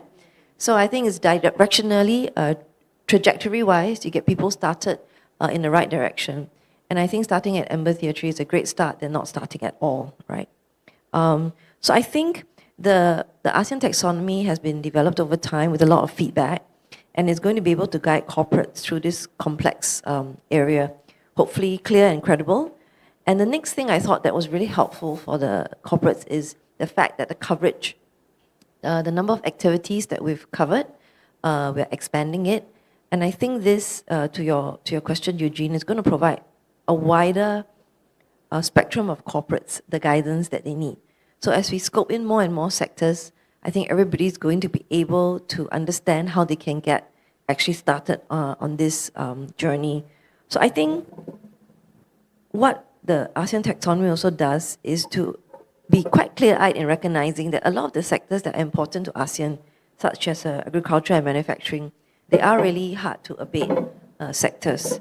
So I think the transition thresholds, the fact that we're saying that we're signaling revisions every 5 years, slowly to nudge us on that trajectory, I think that has given corporates and jurisdictions a very good, clear roadmap. The last point I just wanted to kind of like call out is the taxonomy isn't just sitting there for people to refer to if they feel like it, but once they get onto that journey, it's actually also designed to have measurable progress, right? So people always say, what gets measured gets done. So I think the way the ASEAN taxonomy has been designed, it does place strong emphasis on the activities that reflect real and measurable progress. And the TSCs, I think, have been very well thought through, thanks to the consultants and experts in the room as well, about what actually matters for each sector. So I think it does help identify transition enablers. We are very specific about particular energy efficiency improvements, putting in allowance for cleaner fuels, referencing technology innovations, and most importantly, knowing what is available and therefore being able to help chart out realistic and pragmatic pathways, which is so important. For credibility point, I think we're in good company. Our categories have sunset dates, as Najwa and Carol have pointed out. That, I think, makes it quite clear that our trajectory is very aligned with the global direction to net zero. So I think, all in all, we've achieved quite a good balance in terms of identifying impactful activities that need to be addressed. And we're going to be able to help corporates who want to do this avoid transition washing, maintaining trust and credibility, while leaving the space and inclusivity, right, for the FIs and corporates to move at their own pace, which is very needed in the region. Thanks, Abby. Let me pick up on 3 points that you raised. Transition, the ASEAN taxonomy is the first regional transition taxonomy, design, and sunset. So I want to turn to Kun Tawachai very quickly. Sorry to put you on the spot, Kun Tawachai, but I wanted to know your views about how transition and sunsetting fit together. And we heard a lot about grandfathering this morning and how grandfathering comes into play. Okay, all right. I think for the ASEAN context that we like to design the ASEAN taxonomy as have to see as the inclusivity and the just transition that recognize the different state of all state members. And so we have the amber, right? But we have the amber just to make sure that everyone can get on board. You know, they have the efforts and they have the pathway to be transition and to the green activities in the future. So it's important that we're not gonna let them to be in the transition state forever, right? So we have to set the end of the day. As Cairo mentioned, things has to be retired in some day. And that's the sunset concept that we all agree, right? Because we have to get everyone on board, but they have to be pushed forward as well. But once the sunset comes, and what's happened and what's the connection with the grandfather, we're talking about this, you know, quite a lot, right? Yesterday we had a long discussion on this, and sunsetting is one thing. Maybe the ASEAN taxonomy as the living document, it will be developed over time. It can be changed. The TSC can be changed, can be eliminated in the future. So we have to make sure that the market has some certainty as well, right? For example, as the securities regulator, I rather use the example of the bond issuance. If the bond has been issued, investor buy it already, the process has been used for the aligned activities. One day, okay, maybe sunset, the TSC has been changed, it's been eliminated. What's going to happen? So we have to make sure that those instrument and the use of proceeds that already align with the original TSC will be status quo. It wouldn't be affected by the change of the TSC later, and that's the concept, and we all agree upon. And we talk about the more fine line about the that's the issuance, right?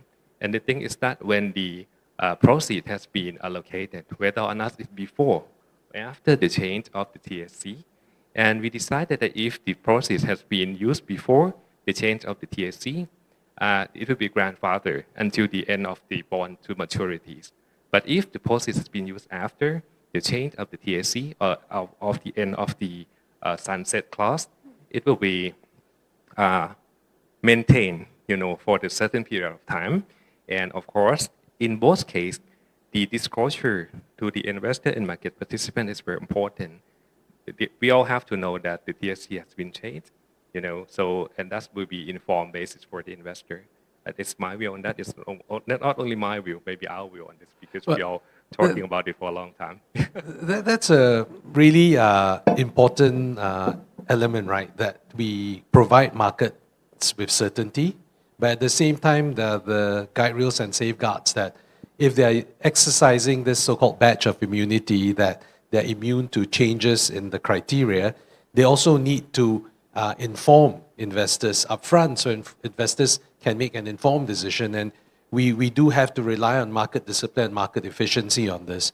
There are some questions, but I wanted to maybe integrate some of the questions with a question I asked Emma. Emma, as a board member, what's the next step in terms of encouraging more adoption of the ASEAN taxonomy? What's the board planning to do?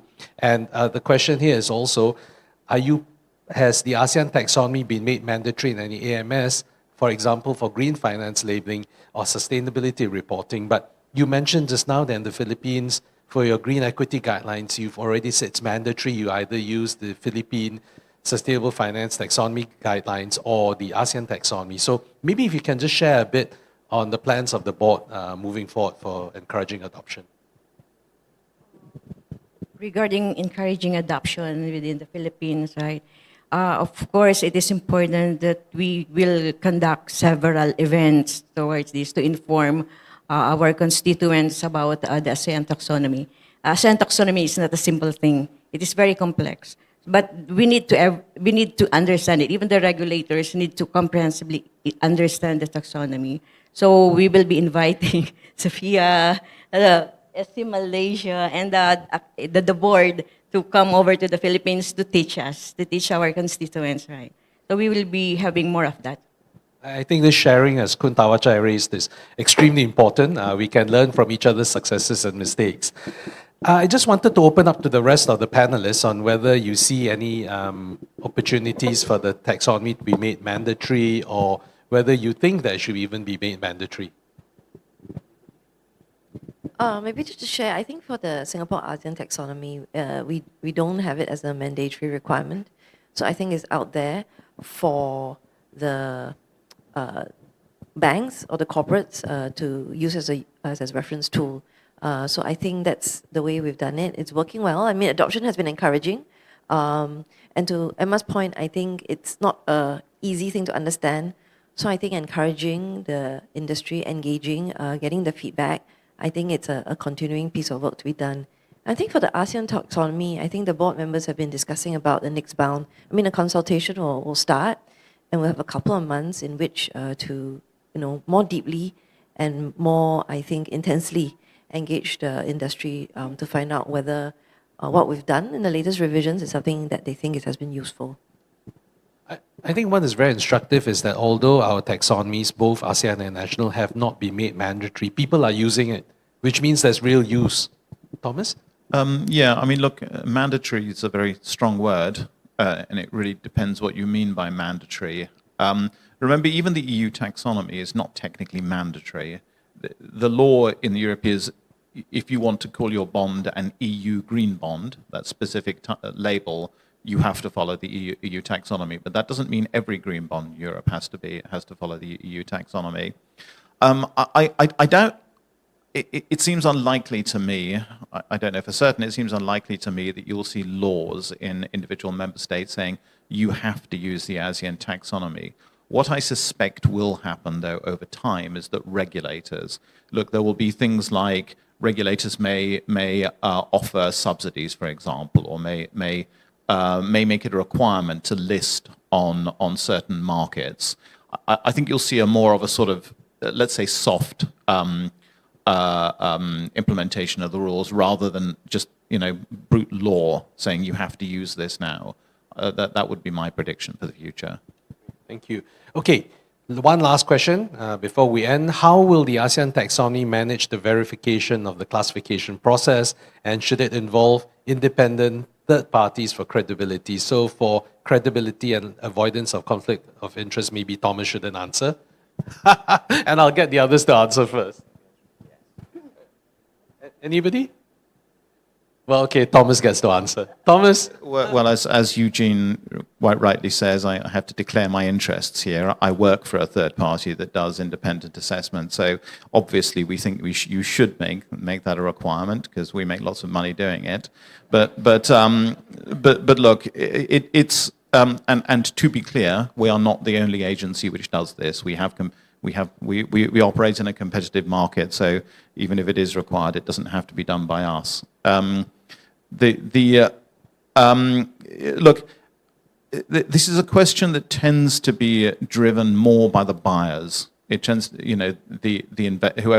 whoever's lending money or buying bonds, you know, they generally push this question more than anything else. They want to see a third-party assessment. I don't think our customers would use us that much if they weren't being pressured to do so by their lenders. So I don't think it's necessarily a question so much for ASEAN or for the member states. It's more just the market will make it happen. Absolutely. And I just wanted to highlight that definitely in the capital markets where things are more transactional, having that third-party verification helps a lot in terms of efficiency and transaction costs. So with that, please join me in thanking our absolutely entertaining panel.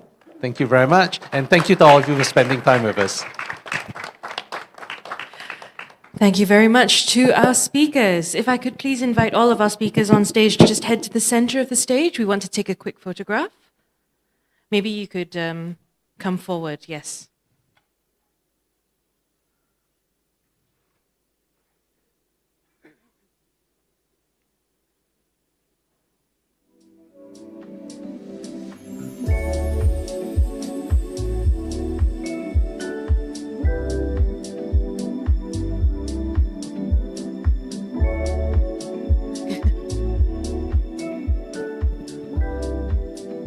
I think this is a video, though. Do we want to?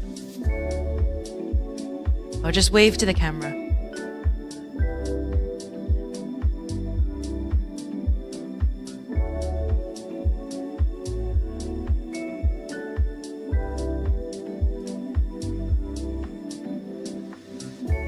All right. Oh, sorry. One more quick photograph.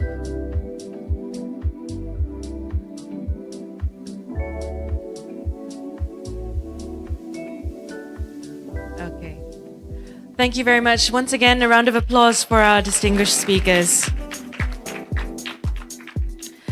Ladies and gentlemen, we will now be heading into a short coffee break. So coffee, tea, and snacks are provided just outside this hall. So we kindly request that you reconvene here with us at 11:15. Thank you very much.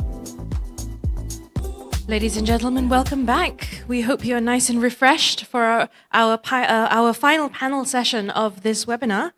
So providing a framework is one thing. The most important question then becomes how and why should you use it?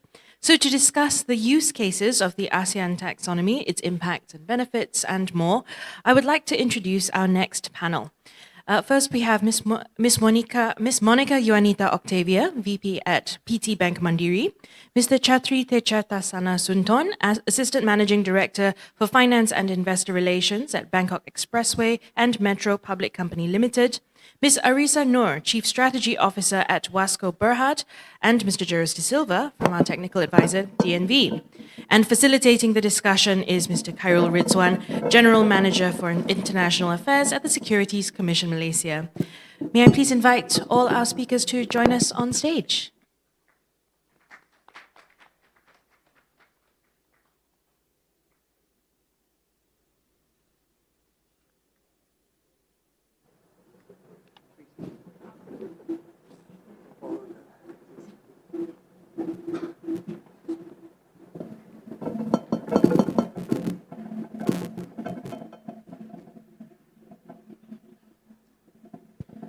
Once again, ladies and gentlemen, any questions can be channeled to the Slido, so we will show the QR code for that in just a second.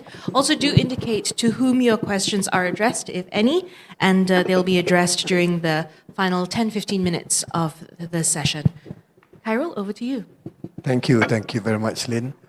So, ladies and gentlemen, perhaps I will give another introduction, giving a short CV of our esteemed speakers as well. So, Miss Monica, to the left of me, is a seasoned banker with over 15 years experience at Bank Mandiri, particularly in the plantation and consumer goods sector. And in 2025, she was appointed the group head of ESG, where she's responsible for leading the bank's sustainability strategy.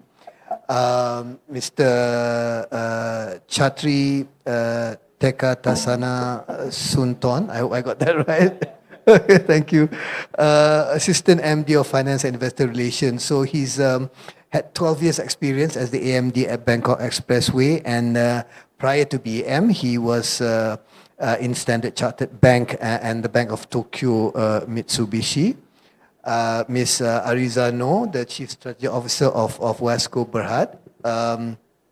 She has over 20 years of experience in corporate strategy, investor relations, and financial management, and she's also held positions in other listed companies in Malaysia, KPJ Healthcare, IHH Healthcare, and Tenaga Nasional Berhad. So I noticed that I think your experience, Ms. Ariza, is a combination of energy and also healthcare, all very important sectors in the ASEAN taxonomy. So happy to have you here with us. Last but not least is Mr. Jairus De Silva from DNV. I think one of, with Thomas, one of the experts that we've relied on for the ASEAN taxonomy, and he has over 10 years of experience in manufacturing, consulting, sustainability, and research. In his present role, he provides technical analysis and support for green and sustainable projects at DNV. So I noticed as well that I think both Jairus and Thomas are engineers, and perhaps that is a very important qualification to help the regulators, who are mostly economists, lawyers, and accountants. I think as Ms. Valencia said from the previous panel, that the taxonomy is quite complex. So we are glad to have engineers actually to help us, guide our journey through developing the taxonomy. So so that's the short introduction to our speakers. Perhaps we could start with the first question. I think the question is how, and these go out to the corporates on the panel, how has your organization applied the ASEAN taxonomy in a recent project or investment, and what was the outcome? So perhaps I'd like to ask this question first to Kun Chatri of BEM, and after that, Ms. Ariza of Wasco. Kun Chatri, you first. Thank you. Okay. First, thank you very much for inviting me to join this session. To answer your question, Kun Khairun, I think we start to apply the ASEAN taxonomy since last year. But our story is quite longer than that. So let me give you a whole story of our BEM. Okay. We start our ESG financing in 2021. So at that time, we were new.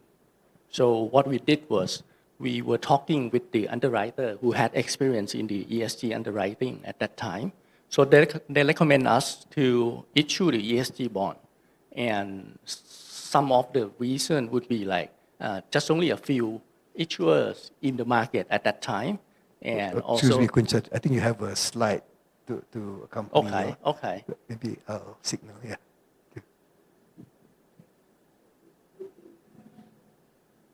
Oh, okay.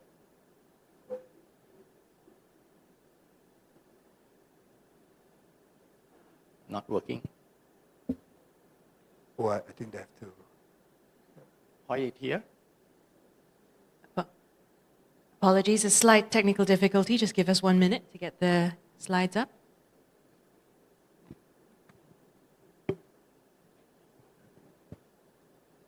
Okay. No, not this one. Previous one. Oh, I just push it. No, not working. Yeah, this one. Okay. So basically, where am I now? Okay. We were new, okay, with the ESG financing. So we talked with the experienced underwriter, and they recommend us to issue the ESG bond. Okay. A couple of reasons that they share with us. First is the just only a few, issuers in the market at that time. So think about, way back to 4 or 5 years ago, where we just start. Okay. So at that time, I think just only a few players in the ESG market. Okay. And they also expect that the demand for the ESG bond is going to grow fast. That's what they share with us. So we decided to go for the ESG bond at that time in 2021. Okay, so we did hire the DNV at that time as an external reviewer, and they helped us since beginning to draft up the framework that we have to set. Okay, our framework is based on the principle and standard issued by the international association like ICMA, ACMF, and also LMA. Okay, so by that time we still did not have the taxonomy yet. So what we apply is just the international association that we have. Okay, and for the framework that we have, we contain 4 key pillars. The first one is the use of proceed. Okay, the second one is the process for project evaluation and selection. The third one is the management of proceed, and the last one is the reporting. For the use of proceed, we have to make sure that we use all the money that we receive from the ESG bond to the eligible project. Okay, and the process that we evaluate and select the project, we map ourselves with the UN Sustainable Development Goals. So we found that actually, we operate both expressway and MRT. Okay, we found that our MRT operation fit into green and social categories of the UN SDG at that time. So green plus social means sustainable. So we qualify as a sustainable project for our MRT. Okay. After that, once we draft up our framework and we have the project that qualify or eligible for the sustainable. Okay, I forgot that I have to go through a little bit more. For the number 3, okay, quick one. Management of proceed. We have to make sure that we use the money that we receive from that bond for the period of 30 months, either looking forward or looking backward after the issuing date. Okay, and for the reporting, I think we have to do the allocation report and the impact report. As long as we still have the outstanding, we still have to keep update that one. Okay. Once we done on our framework, we ask DNV to help us to review and publish the SPO report. Okay.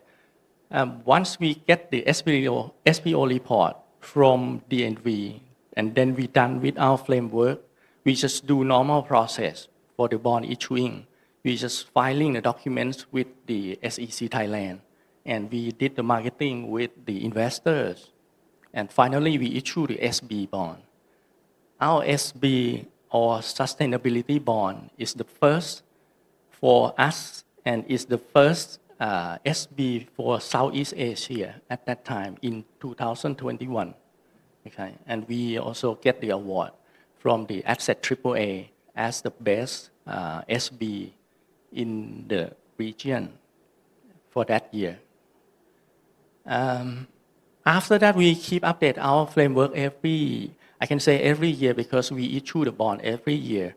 Okay, and along the way, we may see some update of the new version of the principles that we refer to, all of them from ICMA, ACMF, or even the LMA.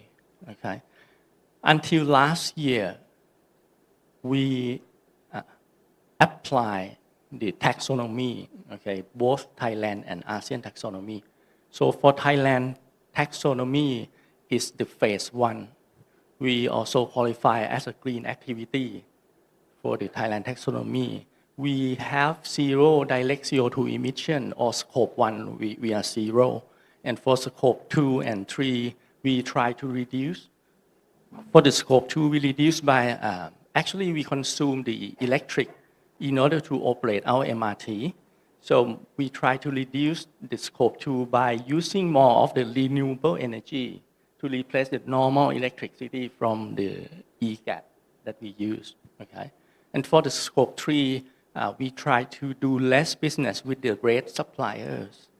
That's what we do and try to go along with the Thailand taxonomy. Okay? For the ASEAN taxonomy version 3, we use plus standard assessment under transportation and storage sector.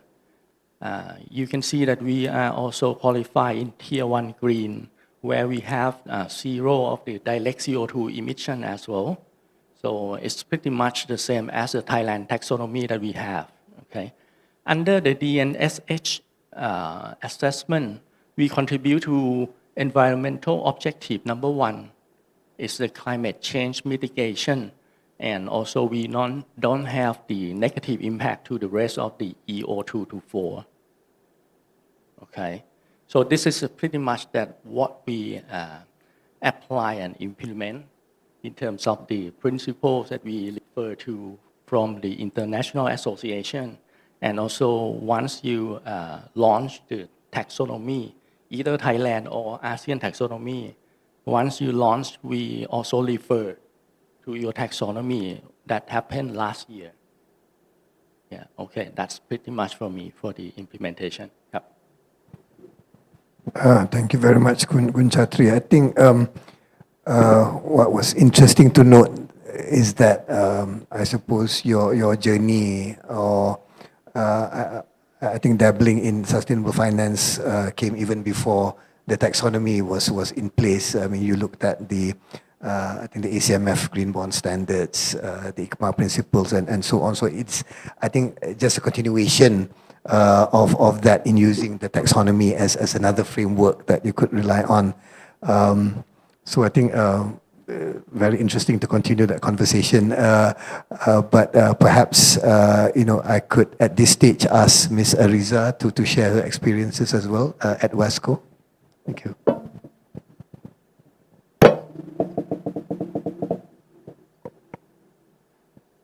Test. Okay, good morning. First of all, thank you very much for having us on the panel. I guess I just need to make an elevator pitch, especially for those of you who don't know us. WESCO Berhad, we are a listed company on Bursa Malaysia. We are involved predominantly in the energy infrastructure, and of course, while we are listed here in Malaysia, we operate globally today in 15 countries worldwide. So predominantly, I think when people talk about WESCO, especially in Malaysia, people think about oil and gas. That's 90% of the business. 10% of the business is bioenergy or our green arm. So naturally, when how we embark on using ASEAN taxonomy is when we last year, in August of last year, we developed our sustainable and transition financing framework. So we were the first in ASEAN. I think before this, sustainability financing is not foreign in Malaysia. I mean, there's a lot of sustainability linked bonds as well as funds out there. But we took the opportunity to incorporate, especially the version 2, where the ASEAN taxonomy introduced for the energy sector the amber tiers. So we incorporated it in our framework to enable us to qualify projects that's related to energy transitioning as part of our framework. Now, I think the message that we wanted to send, especially to our stakeholders, our investors, our shareholders, is WESCO as an organization, we are serious about even transitioning our income stream. As I said, we were 90% very much dependent on a very carbon intensive sector, the oil and gas sector. But we believe that, we've built our core competencies for the past 30 years in the oil and gas industry. It's definitely not something that we can overnight become a new organization abandoning our core competency. So we believe in the story of just transition. So I think the ASEAN taxonomy, especially version 2, for the energy sector, introduction of the amber tiers allows for this just transition. So it's a strong signal in terms of where, as an organization, we want to take WASCO into the future, and that we think that is going to be the key theme of where we are going to be. So back to your question earlier. So in terms of our use case, in terms of how we have incorporated it today, I'm happy to announce that we have actually included it as part of our framework. So it is our guiding policy. We have gotten the NB. So Jairus and team has actually helped us to giving that second party opinion to ensure that we have alignment to the taxonomy, and the policy is already now, the framework is now in force. We've not drawn any projects that's related to energy transitioning from the framework just yet, because we are doing a lot of energy transitioning projects, but we don't require the drawdowns from loans from the framework itself at this point in time, because it is an area that's evolving. I think that's my answer for now. Thank you very much, Ms. Ariza. So I think we see here, from the two presentations so far, where I think BM is, the particular activity that you're doing squarely falls within the green tier, but whereas WASCO is taking advantage of the amber tiers as well. So I think it's heartening to see that the aspects of the ASEAN taxonomy are being looked at by corporates in this way. So perhaps next, going on to Ms. Monica from a banker's perspective. How has the taxonomy influenced your lending policies and product development for green finance? And perhaps could you share examples of financial products or services developed based on this criteria? I think Ms. Monica has a slide as well for this one. Thank you. Okay. Thank you for the question. Good morning, everyone. So perhaps let me give some introduction.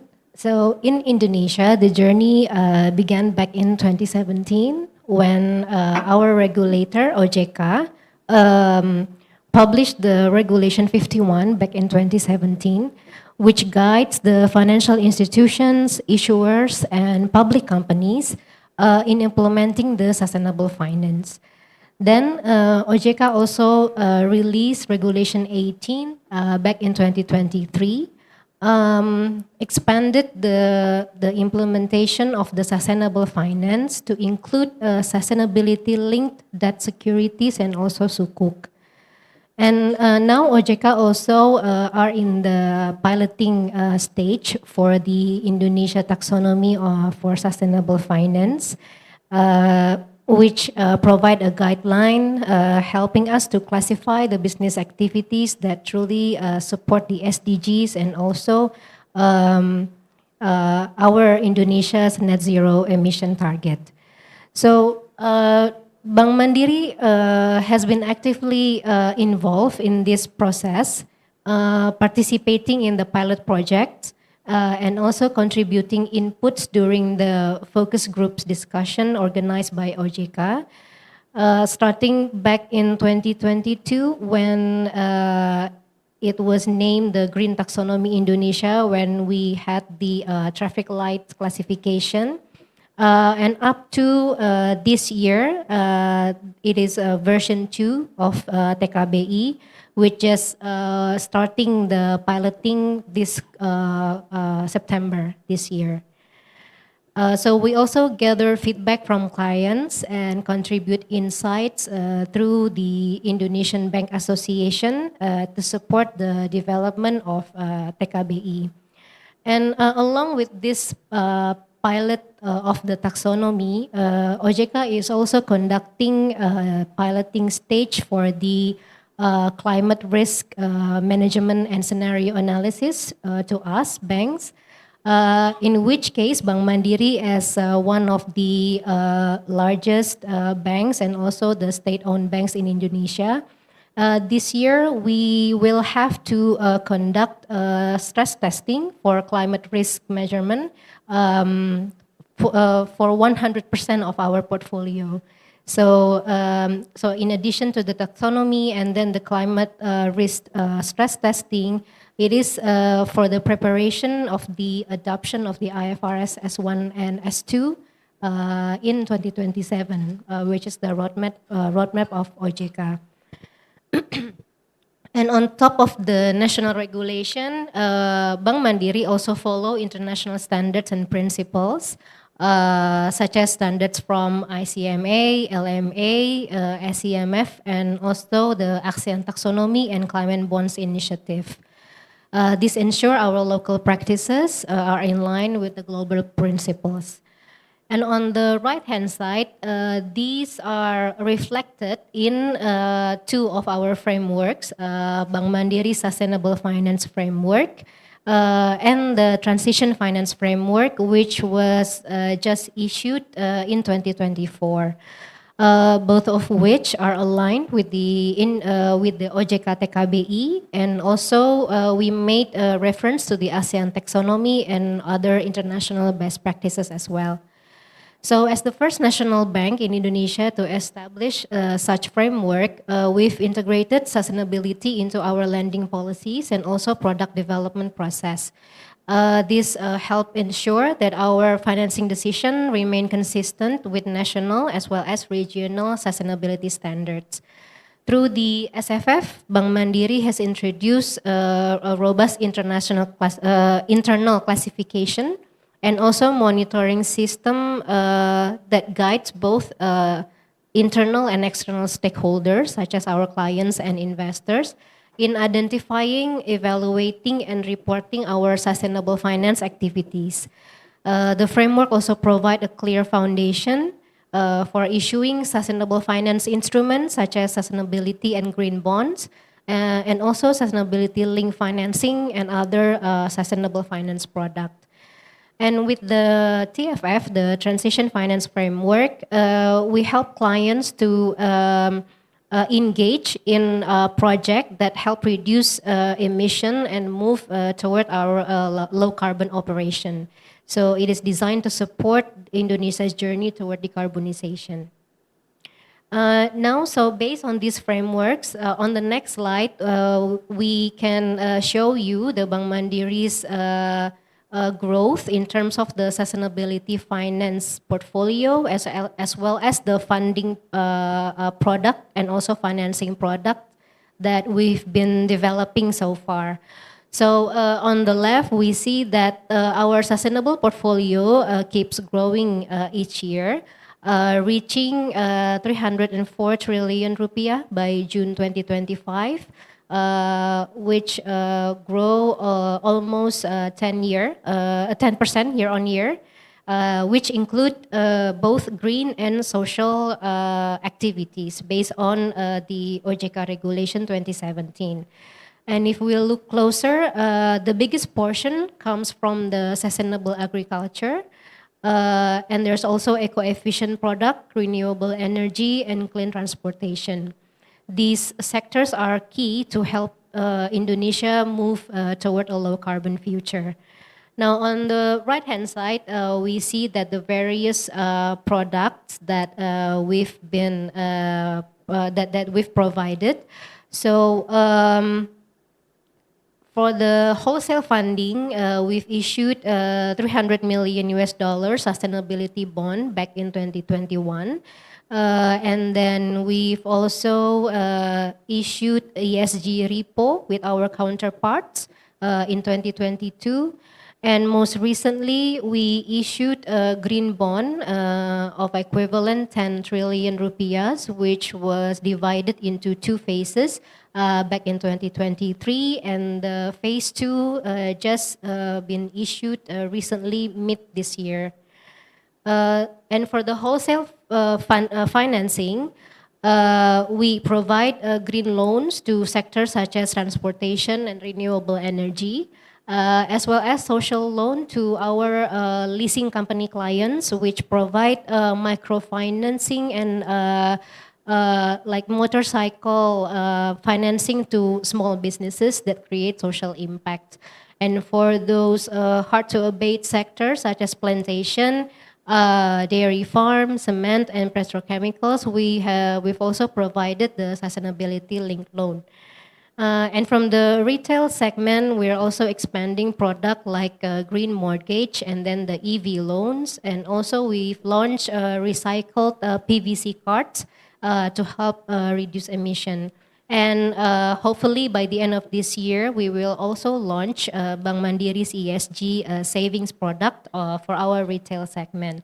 So overall, the framework helps us do business across every level from wholesale and retail. I think I will end there. Thank you very much, Ms. Monica. I've seen, I think it's heartening also to see that many banks across the region putting up their sustainable finance frameworks and transition frameworks as a way to help, I think, not only manage the portfolios, but also to encourage their clients as well in terms of sustainability practices. So speaking of clients, I'd like to ask Mr. Jairus De Silva the next question from his unique perspective as a consultant and also second party reviewer. What are the biggest challenges that your potential clients face in aligning themselves with these sustainability standards, taxonomies, and so on?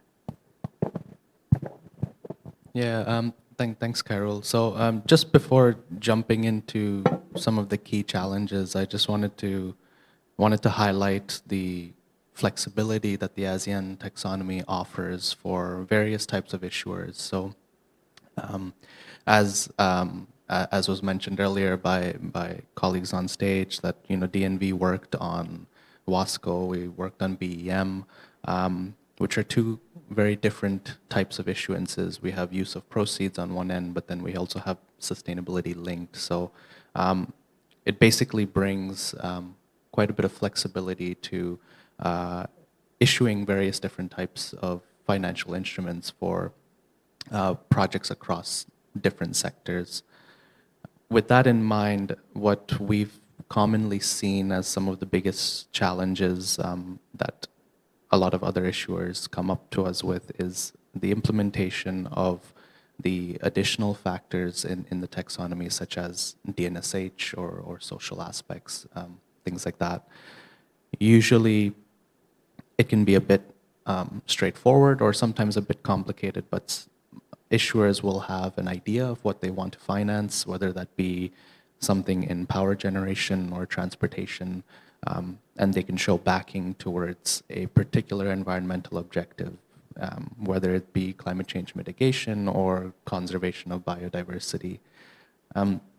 But then there still needs to be that added element of, protecting the other EOs in terms of minimizing impact. So the way the taxonomy is set up is that your what we call primary EO is something you want to show a substantial contribution towards, right? So you are bringing some positive benefit to that environmental objective, but at the same time, you need to show that you are not impacting the environment in other ways. And this challenge comes in for users in terms of, how can they show that? How can they prove that? A lot of the times, issuers will come up to us with projects that aren't materialized yet, right? They're not assets. They're projects to be built, or they're assets to be built, I should say. Sorry. And so, how can you show that you will not have impact? But then this is where we also try to guide these issuers through the ASEAN taxonomy, saying that it doesn't need to be shown up front. And if you're at a pre-issuance stage, you need to show this commitment through a framework. And even in the worst case scenario, you may have impacts to some elements of the environment. There are measures in place that you can follow in the annexes of the ASEAN taxonomy, where you have remedial measures to transition, or you have other things to consider in terms of minimizing your impact, so that you can still maintain a classification, whether that be green or whether that be amber. So a perfect example is let's say with like WASCO or even BEM, where WASCO was showing this transition measure. They were showing a framework that was really geared towards saying, we don't have green measures yet, but we will achieve that in the future. And this is something very, very useful, very, very important for the market, because not everyone can just, let's say, achieve sort of a transition label or achieve that, right? It actually comes with a bit more scrutiny compared to showing a green label. And transition measures in this sense also provide a lot of material inputs in terms of what needs to be verified to show that, let's say on one end, you could have a valid trajectory towards being green, but also at the other end that you're taking proactive steps and not just retroactively fixing issues that might be impacting the environment. So the last thing I just wanted to also mention was along the lines of I'll just say documentation usually that issuers would need to provide. So DNSH or social aspects usually comes with additional things that need to be verified by second-party opinion providers. So we would look at things like, for example, if it's a large-scale asset in power generation, there will need to be an EIA or an ESIA that we assume issuers will have obtained prior to building their asset or even after being built. And DNV reviews that. We verify that, let's say, the issuer will maybe be following the recommendations of an EIA or an ESIA, and then that would comply with DNSH principles. But yeah, all in all, that's I'll leave it at that. Just to summarize it as saying that these additional measures on top of just substantial contribution sometimes seem to be the biggest challenges, but we are still seeing good uptake in terms of people familiarizing themselves with these added factors of assessments. I think as a short follow-up question to that, wouldn't you say that the first step, and I'm not sure whether it's a low-hanging fruit, but I think the transition frameworks are something that has been brought up by all of the speakers here. So isn't that that signal of the commitment, to transition, that is an important step forward too, isn't it? I mean, it's no easy feat to declare to the world that even though you don't have the need for financing yet, but you do say that you are making that commitment to transition through frameworks. Yeah, definitely. Usually when you have a transition label or an amber label, it shows a very, very strong commitment to what you're trying to do, versus a lot of issuers that may chase a green label or that may chase a green project. In some instances, there could be more scrutiny towards that, because let's say you don't have an asset built or you don't have a project in place, then what is it that you're actually doing that's green? How do you, let's say in a sense, sometimes protect yourself from greenwashing, right? Or what if by the time you're allocating your proceeds from your bond, you realize, are you actually able to achieve the targets that you've set? But with transition, you actually have this proactive approach where you can, in a sense, guarantee a bit more that you can achieve green at a certain stage of your I guess pipeline in the future. Yeah. Okay, thank you, Jairus, for that.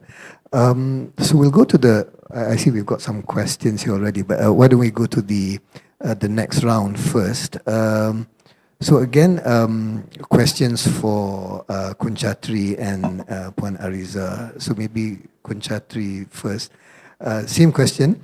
Has adoption of the ASEAN taxonomy helped your company access new sources of green financing or improve your cost of capital?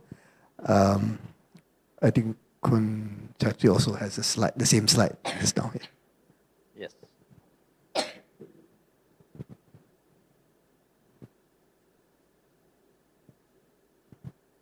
Okay. Well, actually, I just would like to share you our sustainable financing journey because I shared with you earlier that we start since 2021. Okay. So to answer Kun Khairun's questions about the demand, the green finance, or even the cost of capital, I think this picture will explain. Okay. So we start our first SB in 2021. That time we issue with the size of 6 billion, but the demand was coming in like 29 billion or about 5 times. Okay, because of that extra demand driving the coupon rate down. So our coupon rate was set at the lowest range when we did the book building at that time. Okay, and after that we keep issue the SB every year, almost every year. And you can see that every time when we issue the SB, we have the extra demand coming in, always oversubscribed for our bond, even during the market hard, like market dry, for example. So we still have like oversubscribed for our bond. Okay, compared with the normal bond, I can say that the demand is extra. Okay, and along the way we also get the sustainability loan from banks. So total of 4 transactions, the total size is 9 billion Thai baht or around 300 million US dollar. That's the size that we can get from the banks. Okay. For the SB, every time, as I mentioned, we always see the extra demand. Okay. So total that we already raised through the sustainable financing, we get the total of 38 billion Thai baht or around 1.2 billion US dollar. Okay. Overall, I can say that the demand extra coming in into our bonds, and also we get the very competitive rate for the SL because the bank who offer us the SL always provide a cheaper interest rate compared to the normal loan that they provide to us. So this is a picture of BM. You can see that overall, I can guarantee to you that financing under the sustainable will always see extra demand coming in and also driving our coupon rate for the SB and also get the very competitive from the loan interest rate.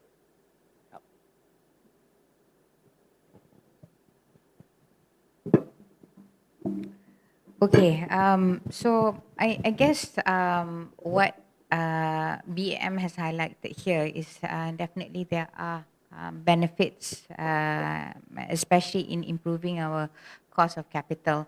Now, I guess importantly for an organization that like WASCO, it is also access to new financing sources. That was never there before because we were predominantly an oil and gas driven company.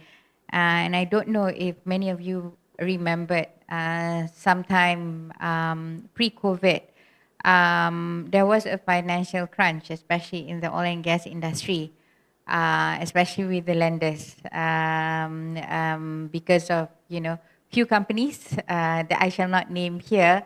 A lot of the financing dried up for the oil and gas industry, especially companies that supporting the industry. So definitely I would say that it helps, especially in accessing to new financing sources. In terms of cost of capital impact, I think, I'll just be very, very blunt here. The realistic view, so I guess the margin improvements is actually very minimal. I think it's just 1 basis points per SPT performance achieved. So I think the lenders could do better, especially in Malaysia. I'm not referencing to Indonesia. Clearly, Mandiri is doing a great job there.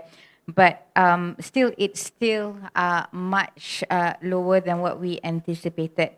Now, of course, the more significant benefit for an organization like ourselves is actually the access itself, not just the pricing. And of course, when you do have an ASEAN taxonomy, you do have a reduced due diligence friction, faster execution, and of course, lower transaction costs.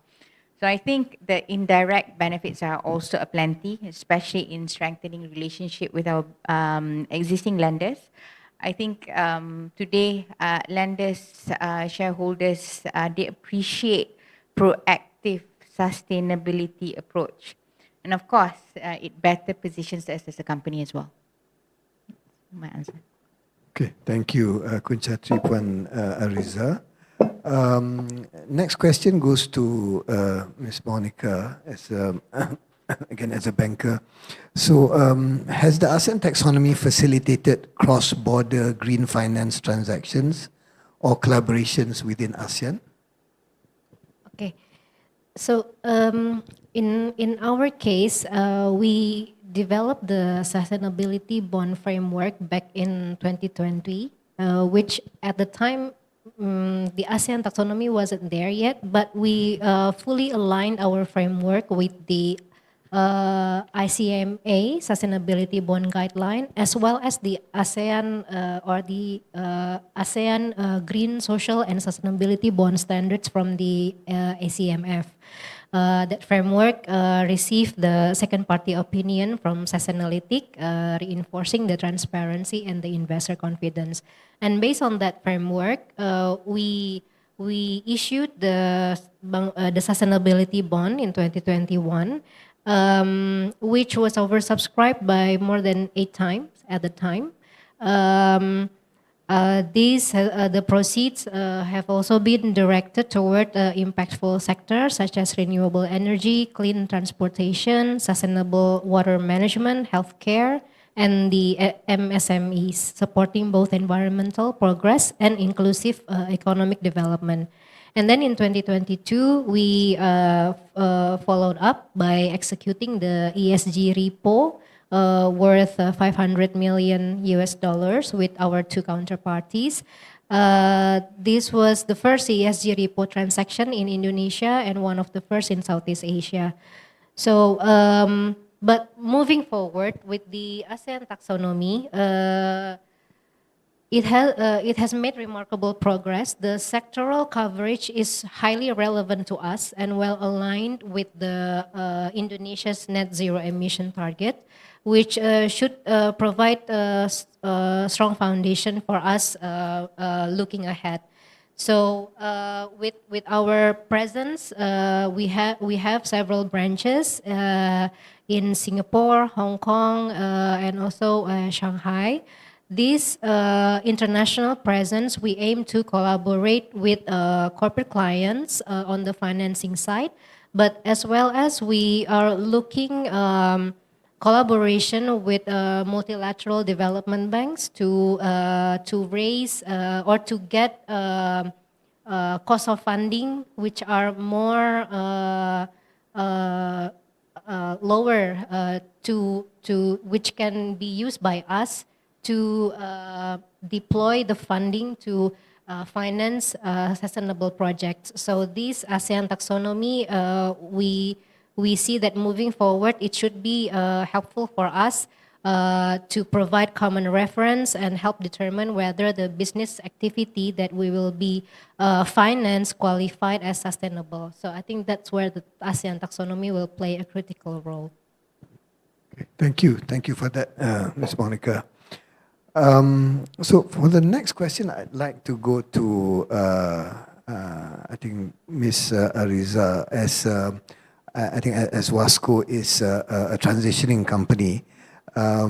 So just like to know, has the ASEAN taxonomy enhanced investor confidence in the sustainability credentials of your portfolio?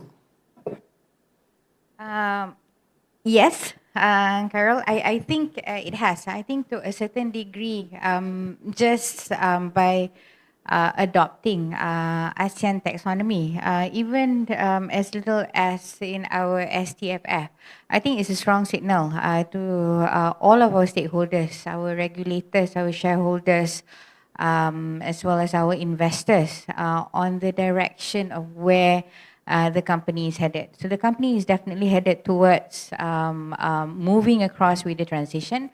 We do have our own targets when it comes to sustainability for the company. We are looking to be net zero in our scope 1 and scope 2 by 2026. We're already working on our Scope 3 emissions baseline as we speak. And of course, these are some of the targets that are also our SPTs for our sustainability-linked loan. Now, we have actually drawn down our first sustainability-linked loan last year. I guess when it comes to investor confidence, I think today, when you do have an ASEAN taxonomy, so you actually have a common definition, I think it takes the conversation with the investors very differently. Perhaps in the past, if the conversations used to be, are you really sustainable? If what you're doing is sustainable, today the conversation revolves around where are you in your transition path, because you see the definition is already taken care of itself. So we all understand, and we're talking the same language today. So I think it's a more meaningful conversation, and I think it's transparent, comparative, and I think it has to also enhance in terms of how we are reporting our sustainability performance. I think I'm happy to also say that WASCO has made great progress when it comes to sustainability reporting as well. Last year we won the Silver Awards for the Edge Sustainability Awards, which is a coveted awards here in terms of PLCs in Malaysia. This year we have been recognized with the Gold Award.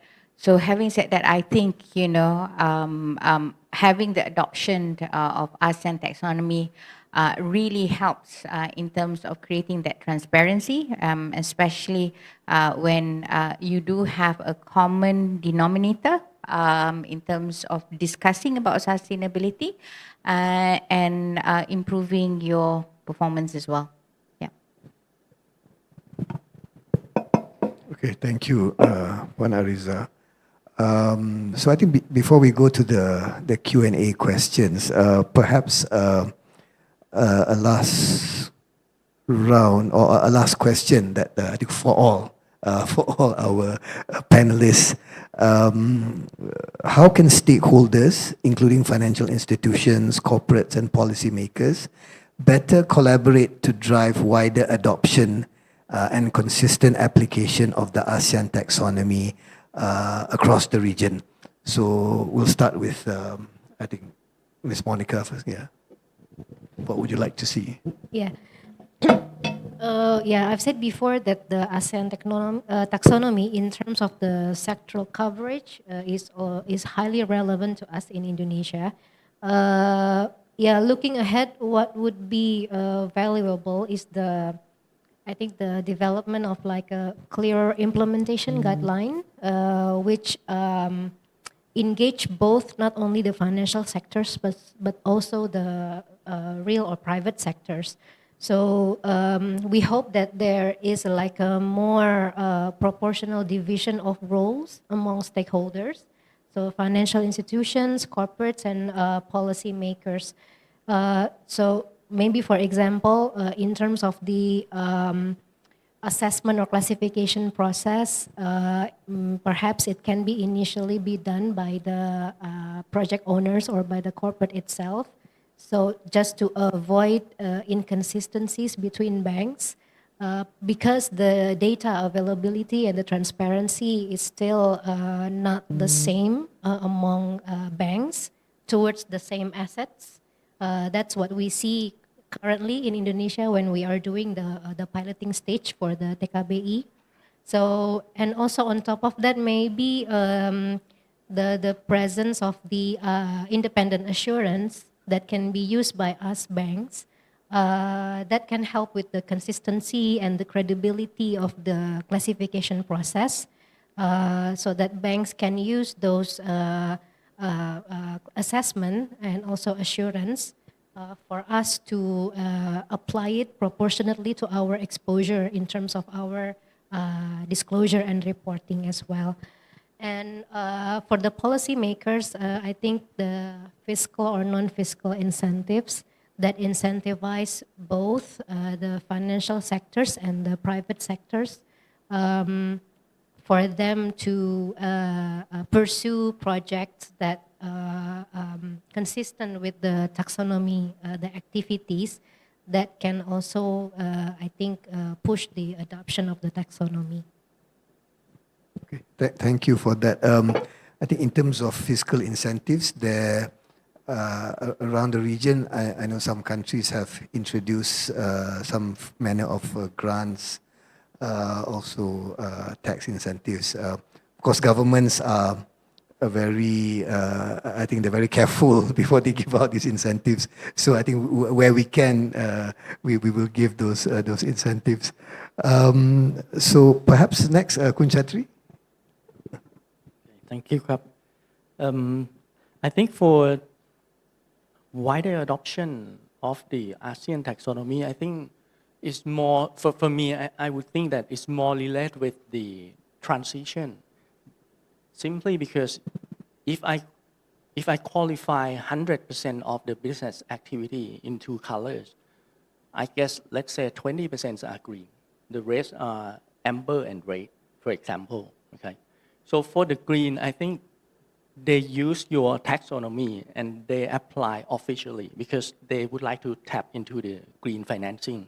So they create a framework and they refer to all the principles and all the taxonomies that launch, okay? But for the rest of 80%, that's my assumption, okay? The rest that qualify as an amber or red, they have to consider whether they are going to move to the green or not. By that transition, it creates cost for them by how much, compared with the additional saving that they can get from the green financing, for example. So that would be the key, because I would say that they can do self-evaluation and get the colors by themselves by using your taxonomy, but they don't officially refer to your taxonomy because they don't tap into the green financing. That would be my understanding. So in order to make them move, I think collaboration, like you mentioned, it's going to be the key, okay? For the corporate sector, I don't think that we can do much. What we can do is like, we can do less business with the red customer, for example, or the red suppliers.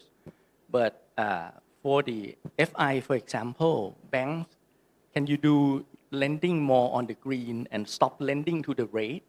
And that creates the cost for the red activities or the red customers, for example. And also for the policymaker, I think you already done it. For example, like SEC Thailand, they already have like incentive to waive the filing fee for the ESG bond. That's what we got as well. And also we get some subsidized expense from the Thailand Capital Market Development Fund. They also subsidize the expense for us. So in terms of the incentive from the policymaker, I think that's fine already. Thank you, Kun Chatri. I think it's also heartening is that I think in the current global political climate where there is some step back from sustainability initiatives, what's good to know is that at least in the ASEAN region, that especially the transition finance part, I think we're still going strong where that is concerned, and perhaps in a way we're leading the world at the current time as well. So that is very heartening to note. Ms. Ariza, your comment? Well, I think as a corporate, I mean, I would just stay focused on what I think would increase the adoption. And I think one of the wish lists as a corporate is, I think, maybe the mainstream taxonomy assessment, especially in financial institutions, can be a standard credit processor. Yeah, I think, if you have a standardized pricing incentive, especially across regions for green, for amber tier activities, I think, it will create a consistent signal that will drive towards corporate adoption and also investment allocation. So I think that's an ask from the corporate. And as an early adopter, for someone who's, for a company that looks at just transitioning or the amber category, I think when we started, we didn't really have much reference point. So I think when it comes to working groups, I think if there are industry-specific implementation working group consisting of your regulators, your lenders, your investors, as well as the corporates, I think that will also enhance the adoption. I think as an early adopter, we didn't really have much reference point except for the banks who were really advising us. But it would have been good if we had working groups that will enable us to have better access in terms of what we need to know, what we need to do, and how do we even begin on this journey, especially if you are in the red category, right? So I think that's my answer for now. Okay. Thank you. I mean, these are especially useful since we are heading into the implementation phase of the taxonomy once it's been completed. So thank you.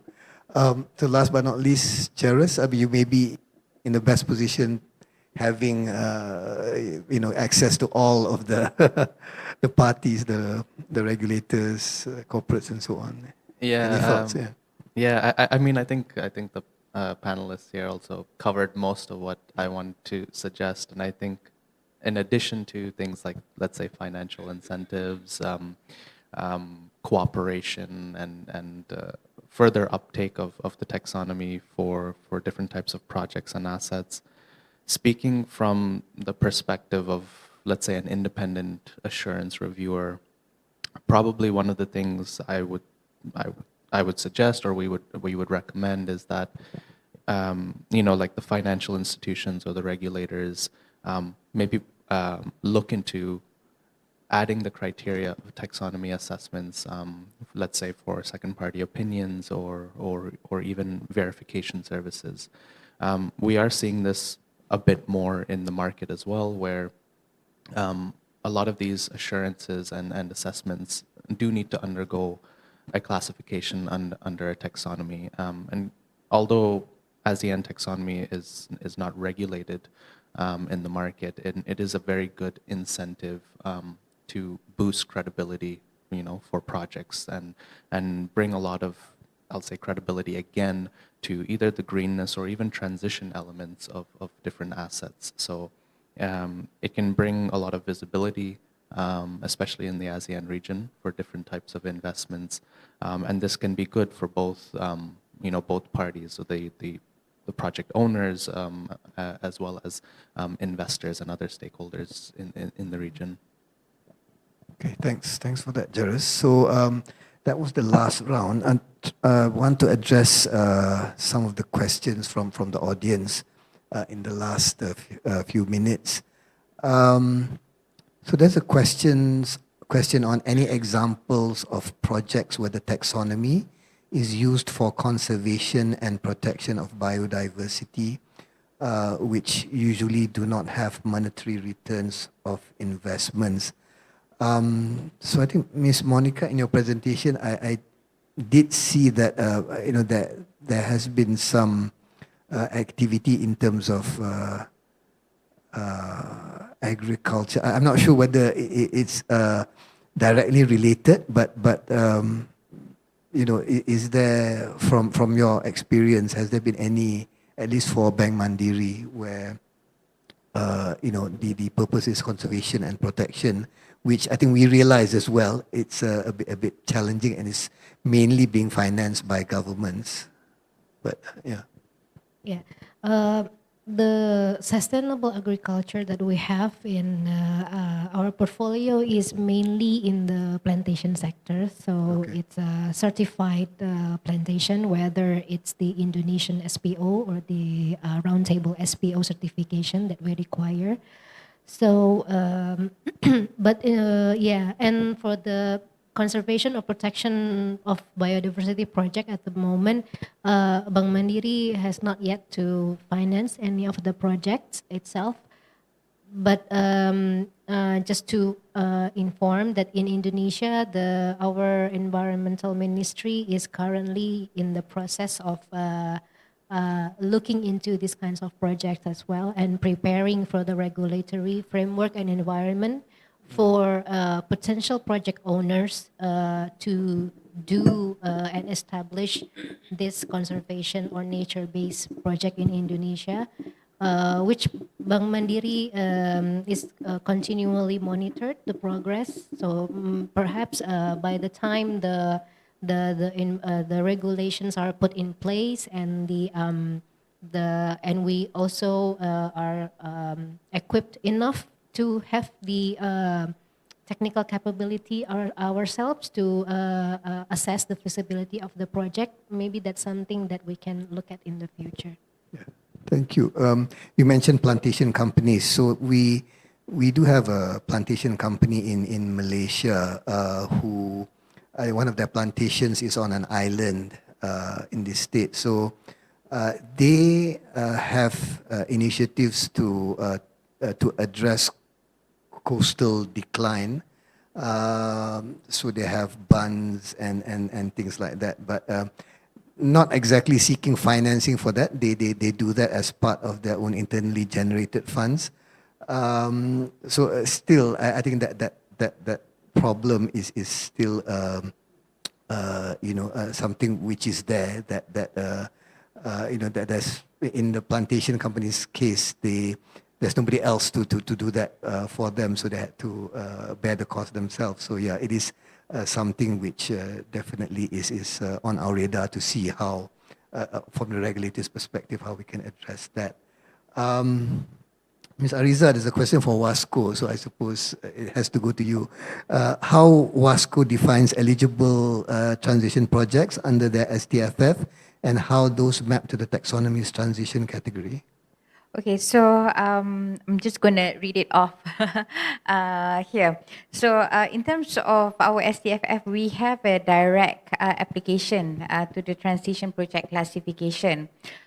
So we use the ASEAN taxonomy to define eligible transition projects under the framework. So in particular, we applied Tier 2 and Tier 3 technical screening criteria. I think this is in the plus side. So we look at infrastructure for low carbon alternatives. So as you know, our core business is actually pipe coating. So we have been coating pipes for the oil and gas industry. And today, we are coating pipes for CCUS developments as well as hydrogen pipelines. So that falls under the infrastructure for low carbon alternatives. We also have projects, we're involved in supporting projects that used to use coal or fossil fuel phase out with credible transition pathways. These are projects that's related to, for example, new energy, ammonia, green ammonia. So these are the kind of projects that's classified under there. And then we have also got a life cycle GHG intensity threshold that's actually aligned with the ASEAN taxonomy criteria. So there are criteria that's very, very clear. So if you were to look at the Tier 1 and Tier 2 technical screening criteria, it's all there. It is actually very transparent and it's very easily applied and non-disputed. And then at the same time, you've got your third-party verification, your SPOs by the likes of DNV that actually looks at that implementation as well. Okay, thank you very much. That takes us to the end of our session. So I'd like to thank, ladies and gentlemen, our esteemed panel here today. It's been a very... The batteries have run out, okay. So it has been a very interesting and discussion here. I've learned a lot today, and I hope you have as well. So I will pass the mic back to Lynn. Thank you, Khairul. And thank you to all our panelists this afternoon. Ladies and gentlemen, please join me in giving another round of applause to our distinguished speakers.